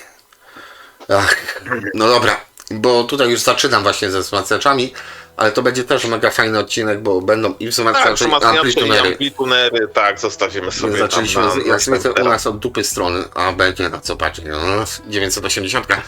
Powiem Ci ostatnio 1280 niosłem i 1250 No. to waży, nie? Ale to na ten temat tych... Zobaczcie, jak Grzegorz blisko po prostu obcował z tym sprzętem. On go niósł, tak? I się modliłem, żeby się nie potknąć. Tak, ja Pierdzielić. gdzieś w połowie lat 80. przeszedłem go u siebie w mieście koło Porsche 911, a Grzegorz niósł Pcham takie takiego Porsche, ja pioniera, pcham takie więc Porsche. To na to samo wychodzi. No tak, ale tutaj mam ciekawostki, bo akurat byłem, no, targałem na serwis tutaj takie coś, bo no, jak ktoś poprosi nas o serwis, to jesteśmy w stanie mu to zorganizować. Tańszy, droższy, lepszy, szybszy i tak dalej. Ale to są takie off-topiki i no tutaj na przykład mam tutaj z pierwszej ręki wiadomość, to tak was trochę w niepewności potrzymam. Jak wypada SX 1080 z XM 1050 i tu będą ciekawostki natury technicznej lub psychologicznej, jak to wali, ale to już powiedziałem w następnym odcinku. O Boże, co tam mignęło? Aha, pionier, dobra, a tutaj? 50. A tutaj 55, co to jest? 750. No dobra, tutaj, Czyli SX 750. No. aha, 5560 to jest jakiś. Dobra, No, tutaj bo widzę, to że są taki takie czar- grubsze. Mi się już po prostu 880. Grubsze tematy. Grubsze, grubsze. Tutaj jeszcze jakieś fajne rzeczy. No dobra, kuknę chociaż. No dobra, jeśli chodzi o najgrubszego misia, to właśnie widzicie. Najpotężniejszy, nie, był jeszcze Technics, przepraszam. Drugi najpotężniejszy amplituner, jaki kiedykolwiek został wyprodukowany przez człowieka dla człowieka. 1900. No i to jest cel. Tak, i to jest cel. No i taki cel należy sobie wyznaczyć. 44 tysiące A złotych. jakoś... No. No wiesz co, no jakby cię było stać na Revoxa, to idziesz, wykładasz portfel i płacisz za coś takiego. No tak, ale to chyba pijesz do nowego, znowu do niczego odnowienia nie produkcji piję, po prostu nowego, tak? sprawdzam, to znaczy po prostu stwierdzam, jakie są ceny nowego sprzętu i ta cena tych SX-ów jest wyjątkowo atrakcyjna. bym powiedział. One, ale jak ja mówiłem, miałem kiedyś, grają wspaniale, także Znaczy, ja Ja powiem bym- technicznie, jak to jest zrobione, bo tutaj mówię, trochę się nasłuchałem na ten temat, więc coś na ten temat. Znowu 2 razy to samo. Masło maślane znowu mi wychodzi. No dobrze, przytrzymaliśmy. Postaramy się jakoś, no może nie w dniach, tam, no powiedzmy w przyszłym tygodniu dokończyć no, za tą kilka serię. dni, tak, Za kilka dni dokończyć, bo ten odcinek też niekoniecznie będzie w tłusty czwartek, może będzie troszeczkę później, być może w tłusty piątek albo tłustą sobotę będzie, ale będzie tłusty. Ale następny będzie bardziej tłusty. I teraz tak, jak zawsze na początku odcinka będę tych, którzy nie poszli spać albo nie zaczęli walić głową w ścianę przy wysłuchiwaniu naszych rozmów. Zapraszam do subskrypcji, bo dlaczego? Bo wszyscy to robią, to muszę. A druga sprawa, bardzo dziękuję za kawy, które nam stawiacie. To jest miło, bo to nie zmuszamy, to jest po prostu miło przeczytać, że tutaj jeden z widzów, nie wiem czy mogę tam z imienia, ale powiedzmy nie będę robił tego, podziękował za doradzenie, że na przykład NAT 3020, że znowu wrócił, że odpaliliśmy mu oczy na świat tego starego audio i ma takie połączenie NAT 3020 plus kolumny Grundig M1500 i jest zachwycony. To nie kosztowało 40 000, proszę Państwa. To kosztowało, to wszystkim może jest nie było super najważniejsze. tanie, bo za 50 zł, no nie łudźmy się, no byśmy musieli od naprawdę ślepego kupować sprzęt, żeby powiedzmy za 50 zł, nie wiem, czy bym miał sumienie, po prostu, no może bym miał, no, ale no po prostu mimo wszystko, nawet te drogie rzeczy tutaj nie są drogimi rzeczami per praca, per jakość, per to, jak to brzmi, tak? Nie wiem, czy per to jest w ogóle prawidłowy łącznik do tej wypowiedzi, ale ogólnie rozchodzi mi się o to, że to wszystko jest absolutnie warte tego wszystkiego. Patrz, tu masz jakiś streamer. 600 zł, proszę, pionier. Tuner FM. A nie, to jest wszystko w jednym. Pewnie. No, czyli to jak pierdolnie koniec. Okej, dobra. I tym wesołym akcentem z lat 2000 kończymy ten odcinek. Co to? I patrzcie, jakie to jest nudne, nie? W porównaniu, powiedzmy, no już pomijam kwestię ceny, ale no to tyle. No to ma grać. To ma grać, nie patrzeć, to jak idzie spać, to też zagra. Z boku, po cichu. Bo to musi po cichu. Dobra, to co? Trzymaj się, Darku, dziękuję ślicznie za odcinek. Jak troszeczkę innymi torami idziemy, ale mimo wszystko swoje tory, przez śnieg brniemy przez to wszystko i idziemy po swojemu, po swoje. Nie wiem, jaki mamy cel, szczerze mówiąc, z tym, ale świetnie się bawimy. Mam nadzieję, że wy też. Darek się musi dobrze bawić, a spróbował śnieg. To pogadamy. Więc Darek się na pewno świetnie bawi, tu jestem przekonany. My mam nadzieję też. Do następnego odcinka. Trzymajcie się. Na razie. Hej. No hej, cześć.